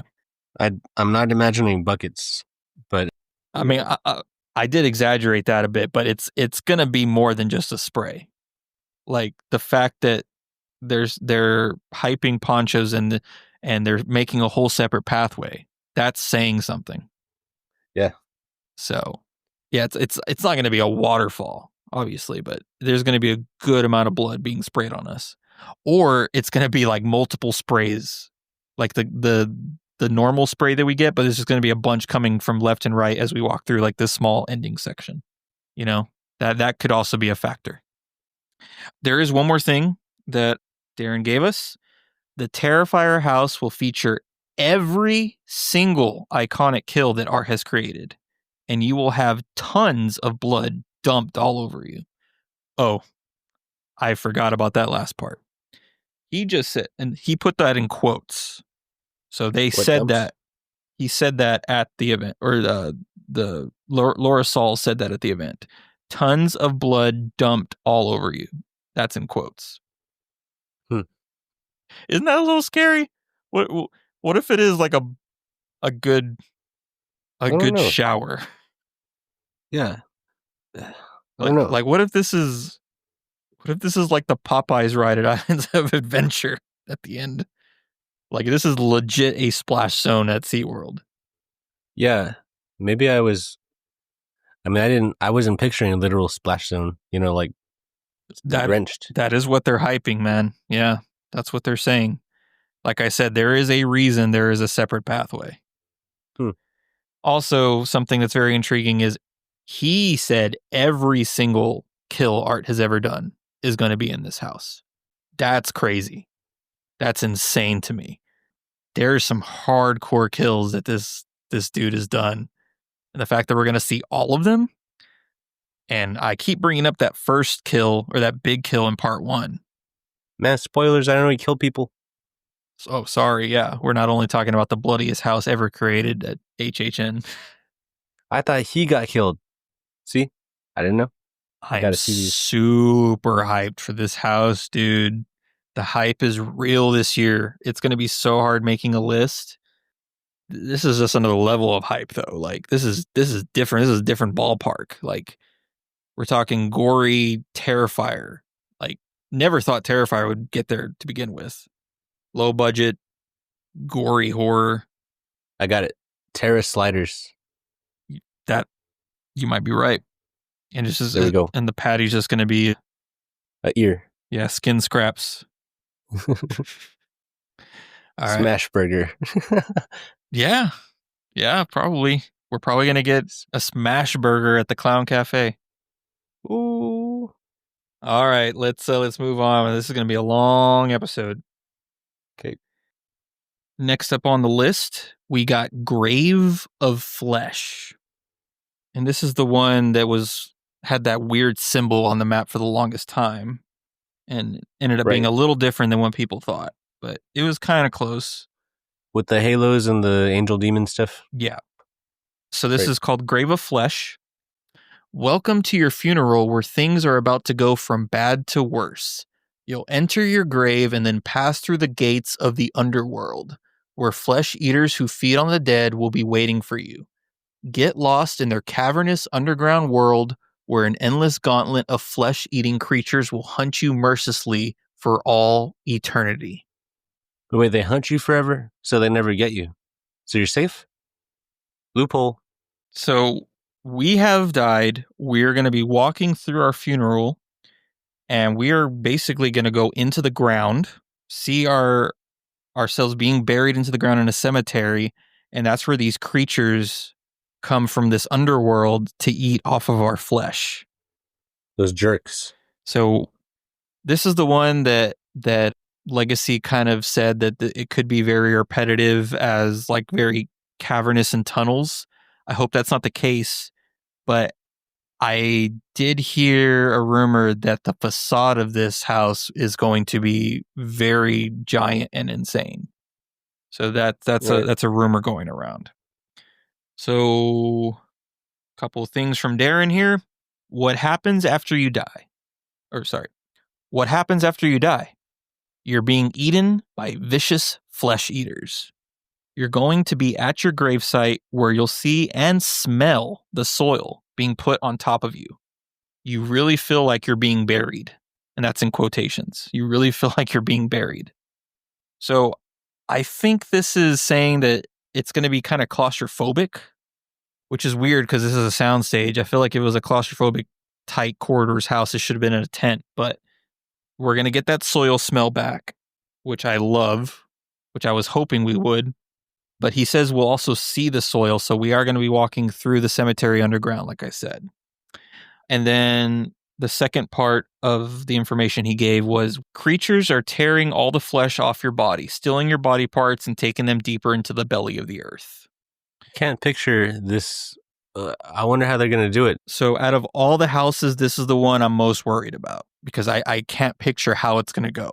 I can picture us like entering a funeral parlor or something and then going into the cemetery. But then after that, is it just going to be a repetitive tunnel house? Like what are they going to do with it? And also, is it going to be the same creature over and over again? Because in this artwork, it just looks like this weird demonic fish creature looking thing. And those The experience itself sounds like a one-on-one type thing, and then the only way to make that for multiple people feels like an inside-out situation where there's like a big screen like telling you what your perspective is, but it's over there. That's gonna be kind of weird. I don't think it's going to be that per se, but I really don't know how they are going to pull that off, how they're going to see or how they're going to show us walking through our funeral, seeing ourselves being buried. Huh. I'm not sure. This one's a big question mark. And I hope this one surprises us. I hope this is a big surprise. Yeah. All right, and now let's move on to the next soundstage, which is the kind of I wouldn't say headliner, but the one that is based around the whole event this year. I guess you could say the icon house, but without it being the icon. And that is El Artista, a Spanish haunting. And I'll let you take that one. I get the artist. El Artista. Wouldn't it be La Artista or something? I don't know. Right? El versus La. Anyway. El Artista, a Spanish haunting. In 19th century Spain, a tortured artist moves to an isolated country manor to seek inspiration. Instead, as he wanders the ghostly hallways and haunted conservatory, malevolent spirits break into our realm through his paintings. He tries to resist, but the art comes to life and possesses him. Now you're about to be part of the permanent exhibition. I can't wait for this house, man. Oh. So how I'm picturing this or how I'm understanding is this artist goes to this manor where other artists have gone for inspiration. But I think the artists have disappeared, I think is how I read it before, or how this description says. And he slowly goes into madness from this manor. This manor makes him go mad and gets possessed. So Yeah, I was thinking the darkness came from him before, but it sounds like it's jumping into his stuff from this place. yeah, and it's going into his artwork. Like he's creating this artwork from this evil that's happening from this manor. And again, the conservatory has a lot to do with it. So the powerhouse behind all of this craziness going on throughout not only this house but the event is in the conservatory. Like the heart of the evil is in the conservatory, it sounds. So Yeah. Malevolent spirits. Yeah. all right. Not good. Here's Darren's info. El Artista, a Spanish haunting, features the conservatory, which contains the origins of horror, which ties into the overarching theme of the event this year. A quote unquote beautiful house with not one facade, but three. Oh. So Wait. how I'm picturing this is, of course, there's going to be the first facade, but as we go through the house, there's going to be a middle facade and an end facade. So I bet you anything we're going to walk. The first facade is going to be the whole entrance to the manor, like the front, basically the front yard of the manor. And I bet you one of the other facades is going to be the conservatory. Like maybe we'll walk outside into the graveyard or something, okay. and then we'll have a whole separate facade for like the conservatory. But the Yeah, three, I guess so. I don't know. But the fact there's three, whoo, dude. Yeah, that kind of threw me when I said three, because you got entrance, exit. That's all there is. What do you mean three? Because there's going to be You're gonna put a hat in the middle, yeah. and put something on top or the side of it. There'll be something in the middle of the house, probably. He also says El Artista features all the tricks of haunted houses that they've done over 34 years in one house. Sergio and other artists before him were drawn to the manor because it inspires their art. But the house gets inside you and drives you mad. Then you become a ghost. So there you go. That's where I think I read kind of the plot of this.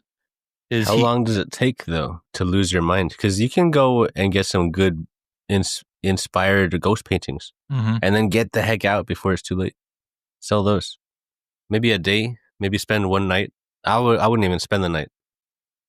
Maybe one night.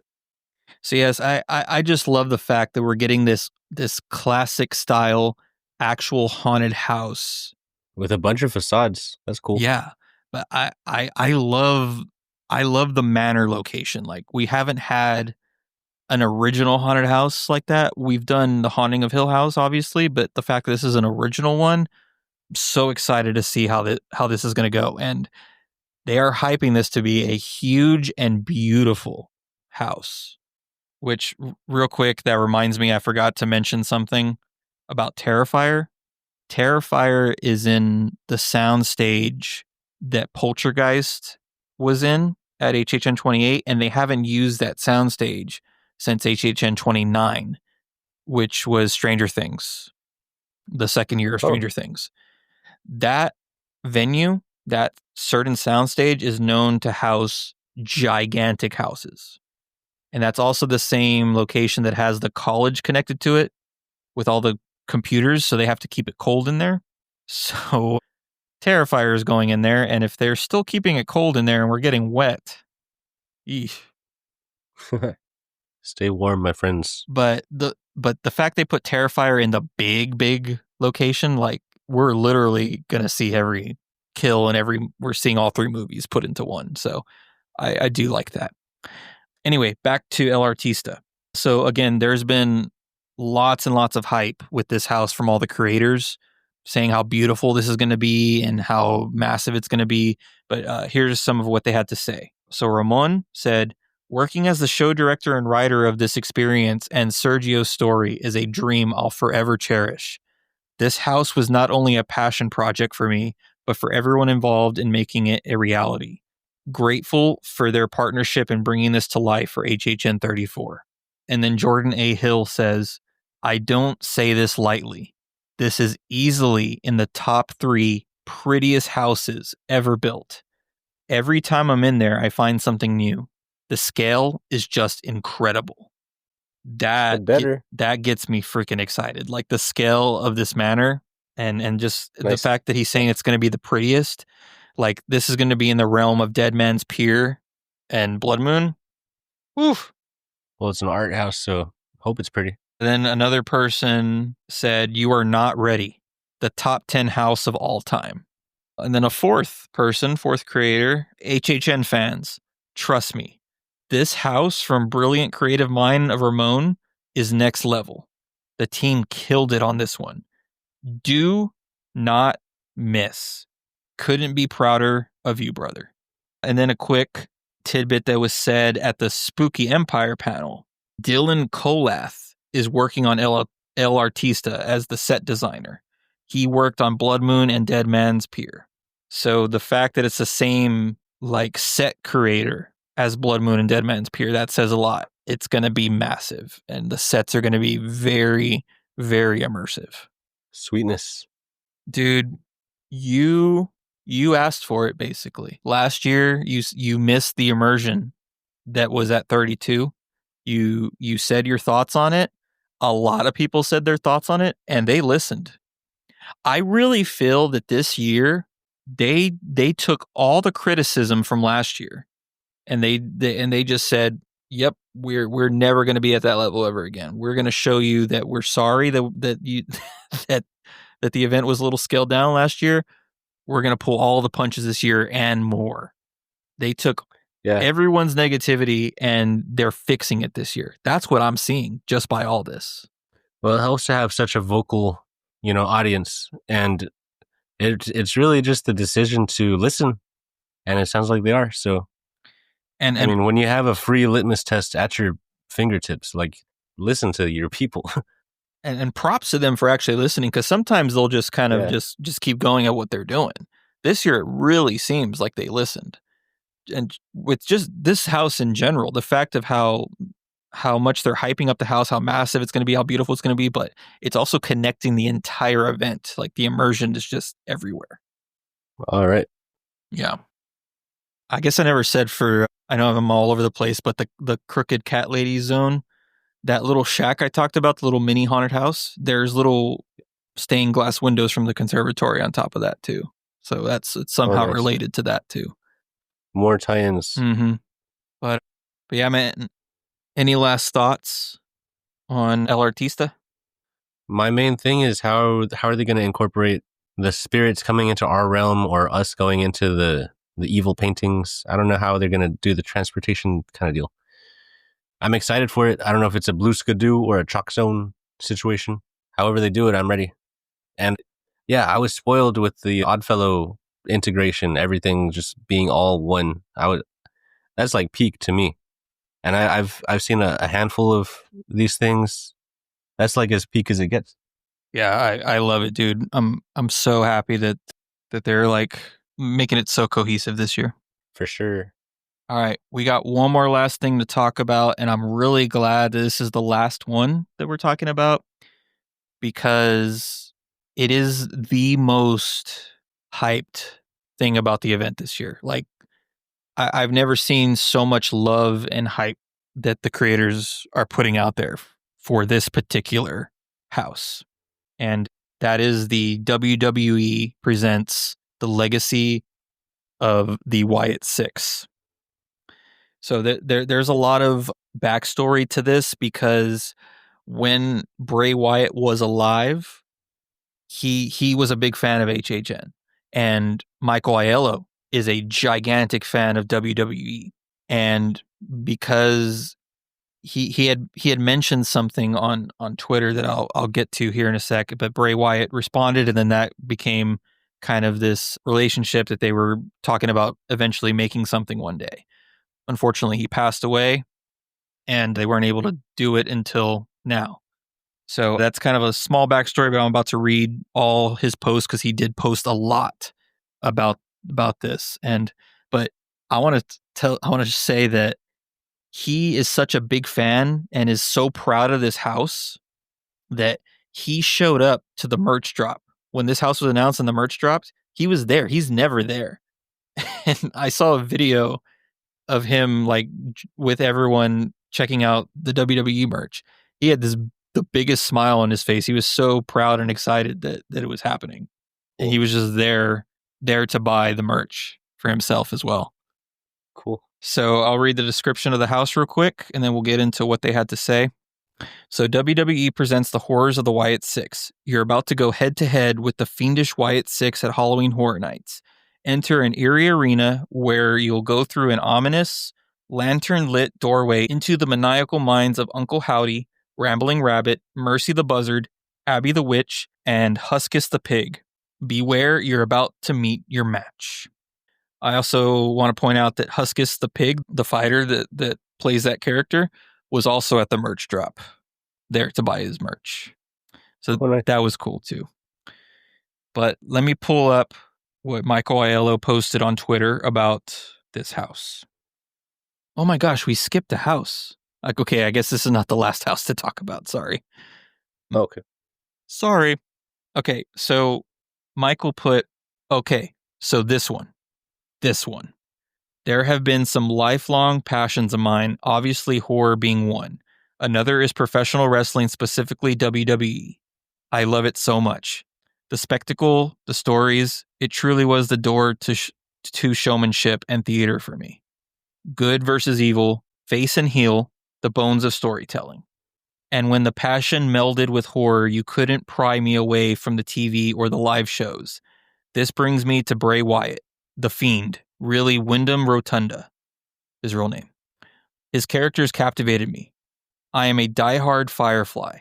His storytelling, his use of genre, everything. In 2019, I posted my excitement for his return, and he responded. And then he shared the tweet back in 2019. He put, WWE Bray Wyatt returns, and damn time. And Bray Wyatt actually responded to him and said, let's do the HHN house. I'll be there in person. That's a promise.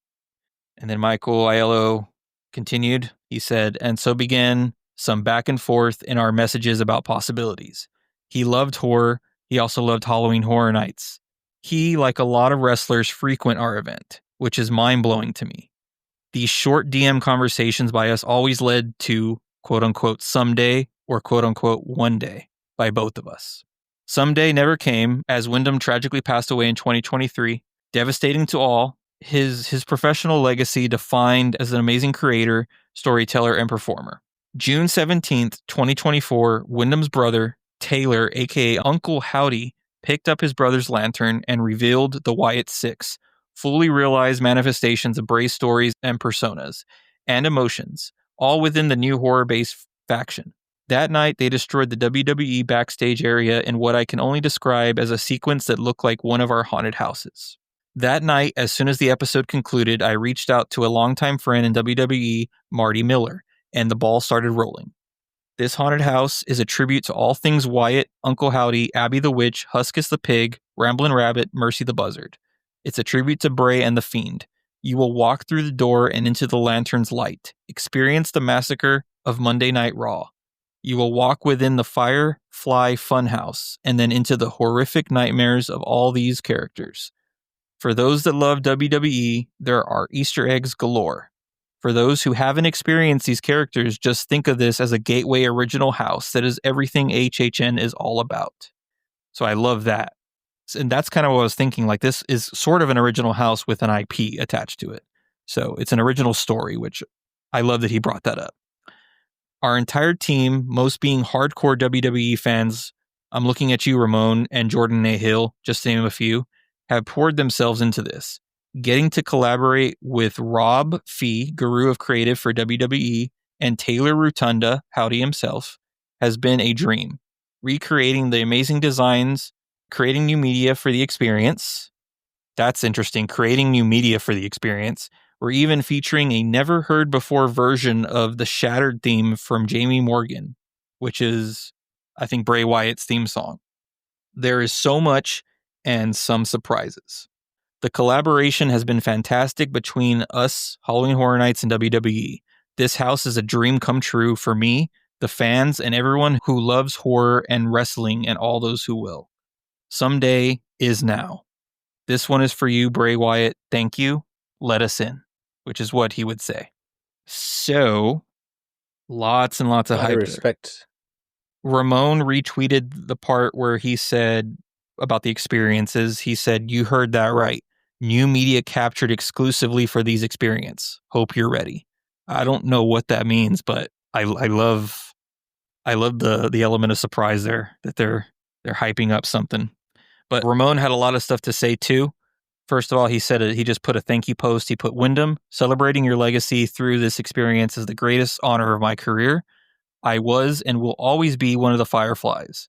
Thank you for gifting us with your genius. You are the color red in a world full of black and white, and soon they will all see." But then he put in another tweet, "Still pinching myself. I've been a professional wrestling fan since I was 5 years old. Working as the show director and writer of this experience and blending my passions for WWE and HHN is a dream I never imagined would come true. I'm so incredibly humbled and grateful. This house was a labor of love for everyone involved. We've crafted an experience that not only features the Wyatt Six, but honors the legacy of Bray Wyatt. Thankful for the partnership and trust of Michael Aiello, Rob Fee, and WWE in bringing this experience to life. This house features some of the most advanced video integration we've ever done, both existing content and newly captured content. Huge shout out to Jordan A. Hill and the video team. We've done exceptional work here. Wrestling fans and HHN fans alike are in for a treat." So I guess that's what the new content meant. I guess they're going to have like giant screens inside this haunted house and they're going to put some new content on there. That's insane. He also put Abby, Huskus, Mercy, Ramblin', Howdy, Bray. They're the ones who see your fears, who will rid you of your thirst for suffering. The forgotten ones, the six. Follow the light into the horrors of their minds where you'll have no choice but to let them in. So again, lots and lots of hype. Jordan A. Hill also retweeted Ramon saying, "You heard that right, new media captured." He put, "Yes, sir, we got to create a lot of custom stuff for this one. A long day on set, but extremely well worth it." He also continued, "This house has kicked mine and my video team's ass in the best possible way. We've gotten to do some crazy stuff in here, and I'm very ready for everyone to see it all." Ramon loves this source material dearly and has absolutely nailed it. WWE fans, you're in for a treat. Jordan A. Hill says, "For non-fans, I can speak as someone who approached working on this with basically zero familiarity of the source material. It is absolutely worth your time to check it out. It's a story of triumph, heartbreak, and some unbridled creativity. I've been tuning in weekly now." So again, they're hyping the fact that if you don't know WWE, you will still love this house. You have to see it. Like, do not overlook this house. Right. And then Ramon responded to that comment. He said, "Jordan, the work you and the team have done for this house is nothing short of jaw-dropping. I can't wait for everyone to see the results of your hard work. Thank you for your partnership." And that is all the hype that they have put onto this WWE house. And I will tell you that this house has kind of skyrocketed for me as something I'm very excited for. And I never thought I'd say that when I heard a WWE house was coming. Definitely don't skip it. They're saying non-fans too. You know, I wonder if people will listen. Do you think non-fans? I mean, Dude, it's WWE all over it. So there's so much hate that the WWE is coming. And that happens all the time. Like, they're like, "Why is WWE a haunted house? That doesn't belong here. Like, nobody's excited for this." Like, I literally saw that comment on Michael Aiello's post. Nobody's excited for WWE. Like, there's can't even respect the main dude. yeah, exactly. Like, but there was hate for like The Weeknd. I mean, there was hate for a bunch of other things that they said would not work. They've obviously have put so much love into this. They absolutely love the property and they have so much respect for Bray Wyatt and they want to pay tribute to him. This is going to be something special. Yeah, sounds like it. I wonder if Billie Eilish dodged a bullet, you know? With the hate? Like, avoided. Yeah. I think that house would have been amazing. But yes, there would have been hate. No, yeah, definitely she would have killed it. But I wonder if, I don't know, just the reception, you know, unpredictable. All right. Let's go ahead and finish this off real quick. We got one more house, and it's going to be a quick one because there's not a whole lot of info on it, believe it or not. And it's Five Nights at Freddy's. You wouldn't last one night at Freddy's, let alone 5. You're about to start the night. Watch at Freddy Fazbear's Pizzeria, where nothing is what it seems. You'll be hunted by the deadly animatronics Freddy, Bonnie, Chica, and Foxy as you flee through creepy abandoned hallways. You'll even encounter the ghost in the machines. I've expressed that I'm not a huge fan of Five Nights at Freddy's, but I think it's going to work great as a haunted house. Oh, yeah. And the fact that there's going to be full-blown life-size animatronic or puppets in there that are by Jim Henson, I can't wait to see the setting. And the fact they're putting in a soundstage, it's going to be a big, big set. I'm excited for it. But again, there's not as much hype for this one, at least from what I've seen. But either way, this is still a big IP for this event to have. It's a big win for Horror Nights because it has such a huge fan base and they're going to sell an incredible amount of merch. It's insane. And yeah, it's just a huge win. And like I said, they hinted at there's going to be more than one experience of Five Nights at Freddy's. So get ready for that too. Ooh, Freddy. Freddy. I'm ready, man. I'm ready. But yeah, that pretty much covers everything at HHN34. I am so excited. So very excited. Shout out Adrian from Losh TV. Great dude, by the way. You got to check out his channel if you haven't. I really loved how he said it in one of his last videos. He said, so far, this event on paper is the best event yet. On paper. Now, how they execute really determines that decision, right? Time to deliver. But on paper, this might be the best. Like I have never seen this much hype. There's all this new stuff happening, new experiences, bigger scare zones. I mean, the IP lineup, dude. The IP lineup is insane. Like, I don't think there's been this crazy of a lineup in a long time. Like, these are all big properties, and each one has a huge fan base. It's going to be a busy year, dude. A very busy year. Bring it on. Five Nights at Freddy's, Terrifier fans, WWE fans, Fallout fans, Jason fans, they're all going to unite with all the HHN fans. And yeah, it's going to be a crazy year, dude. So out of everything you've talked about, what do you think about that? Like, are you stoked about this? Like, Yeah, are you more excited than you were before we started recording this episode? I think so. I mean, unexpectedly, I mean, I'm not the biggest Five Nights at Freddy's fan, Right. but dude, if they're doing those immersive experiences like the pizza place and the arcade, that sounds so neat. Yeah. I don't care if I'm not a fan. Like The Mummy is my favorite ride, and I don't think I've ever finished that movie. The Mummy. Dude, I love that movie. What are you talking about? I know. I don't think I've. That's the saddest thing I've But it's heard my in a favorite long ride. time. So, but that's just to tell you that like I can separate, a thing from a franchise from the franchise. Like if those things, I don't know. I'm just saying I'm excited to eat pizza next to Freddy. That'll be fun. Yeah, definitely more hyped than I was. I hope. Sorry, go ahead. No, just I hope I spoke through the second half, as much as I did in the front. I was trying to keep up the pace, but no, and also if they can tie it all together with the art, that's another plus. Yeah, I think this is the year for you, especially because I think your comments have been answered. I think they just specifically heard James from HHN Obsession. They were like, man, this dude's right. We gotta do something. Well, if they are directly correcting things for me, then that means I've shared a lot of opinions with the people and they're listening. So I'm happy that I share. By the way, I'm not that stuck up. I'm just kidding. Like that's a joke. Everybody listening, I don't think they listen to us. But just happy to share opinions with. I honestly feel like it was your comment last year where you were like, "This is just how HHN is going to be now. It's going to be this is going to be the normal from now on." I didn't believe that, but the fact you were saying that was getting me kind of worried. I was like second guessing, like, what if this is it? Oh no! What if this is like I corrupted you? What if this is like going to be toned down from now on? Well, I mean, after Oddfellow, it seemed like they're not going to.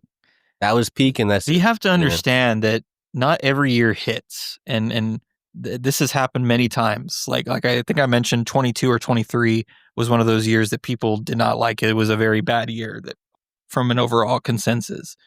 So some years come around that are they just don't hit right. It just happens to be like the certain IPs that came that year, the certain ideas that just didn't hit right for the original houses. It just happens sometimes. And I think with Michael Aiello's return, he had a bunch of stuff in the chamber and he was just ready to go full on out with this.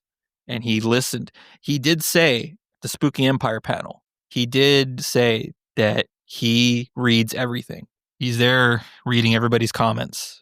Hey, so nothing against that. They came across us and, it factored our opinion in. So I do think this has a lot to do with him. I mean, obviously it's not just him. I mean, Ramon obviously has a big part in this year where he is new on the team. I think he's been here the last couple of years, but I think they gave him a lot more control this year.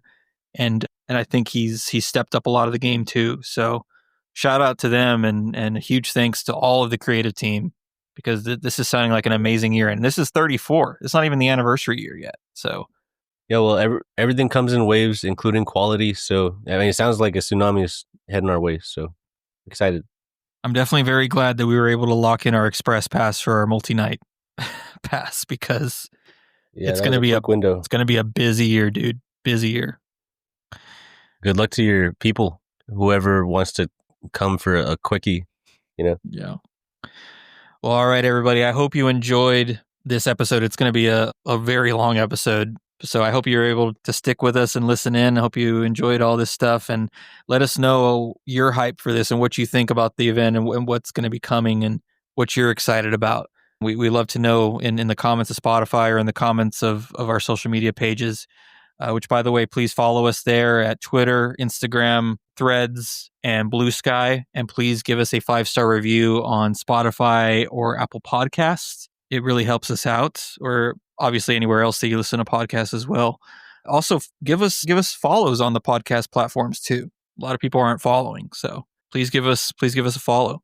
But we got some more episodes coming down the pipeline. We have our annual hype episode that we'll be recording soon. That'll be put out after this one, and then we're going to do a food guide episode once all that's revealed. And then, of course, we'll eventually do a live episode once we get out there. I don't know exactly when that's going to be, but we'll get out there and do the live episode again. So y'all get your hype lists ready. You can compare it with it. Exactly. We want to see your hype list. And we also have 2 episodes they were recorded months ago, but like back in February, we did more campfire debate episodes where we compared a couple of previous years that we attended. And we just haven't been able to put that out yet, but I think I'll be putting those out on the downtime sometime in October, from the time we do our food episode to the time we do our live episode. That gap in between those, I'll probably throw in the campfire debate episodes in there. So be on the lookout for those. Have lots coming up the pipeline. So please stay tuned and check them out. And y'all be excellent to each other and yourselves. And we'll see you at the conservatory in the fog. See you in the fog, in the conservatory, the foggy conservatory. See you there. You're damn right. Just wait a while, giving you the hip at your face now. Wait a while, giving you the hip at your face now. Wait a while, giving you the hip at your face now. Wait a while, giving you the hip at your face now. Wait a while.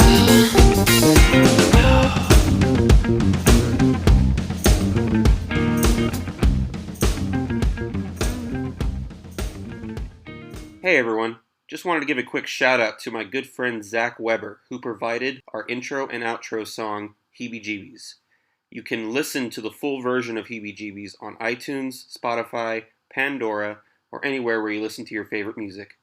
Thanks for listening.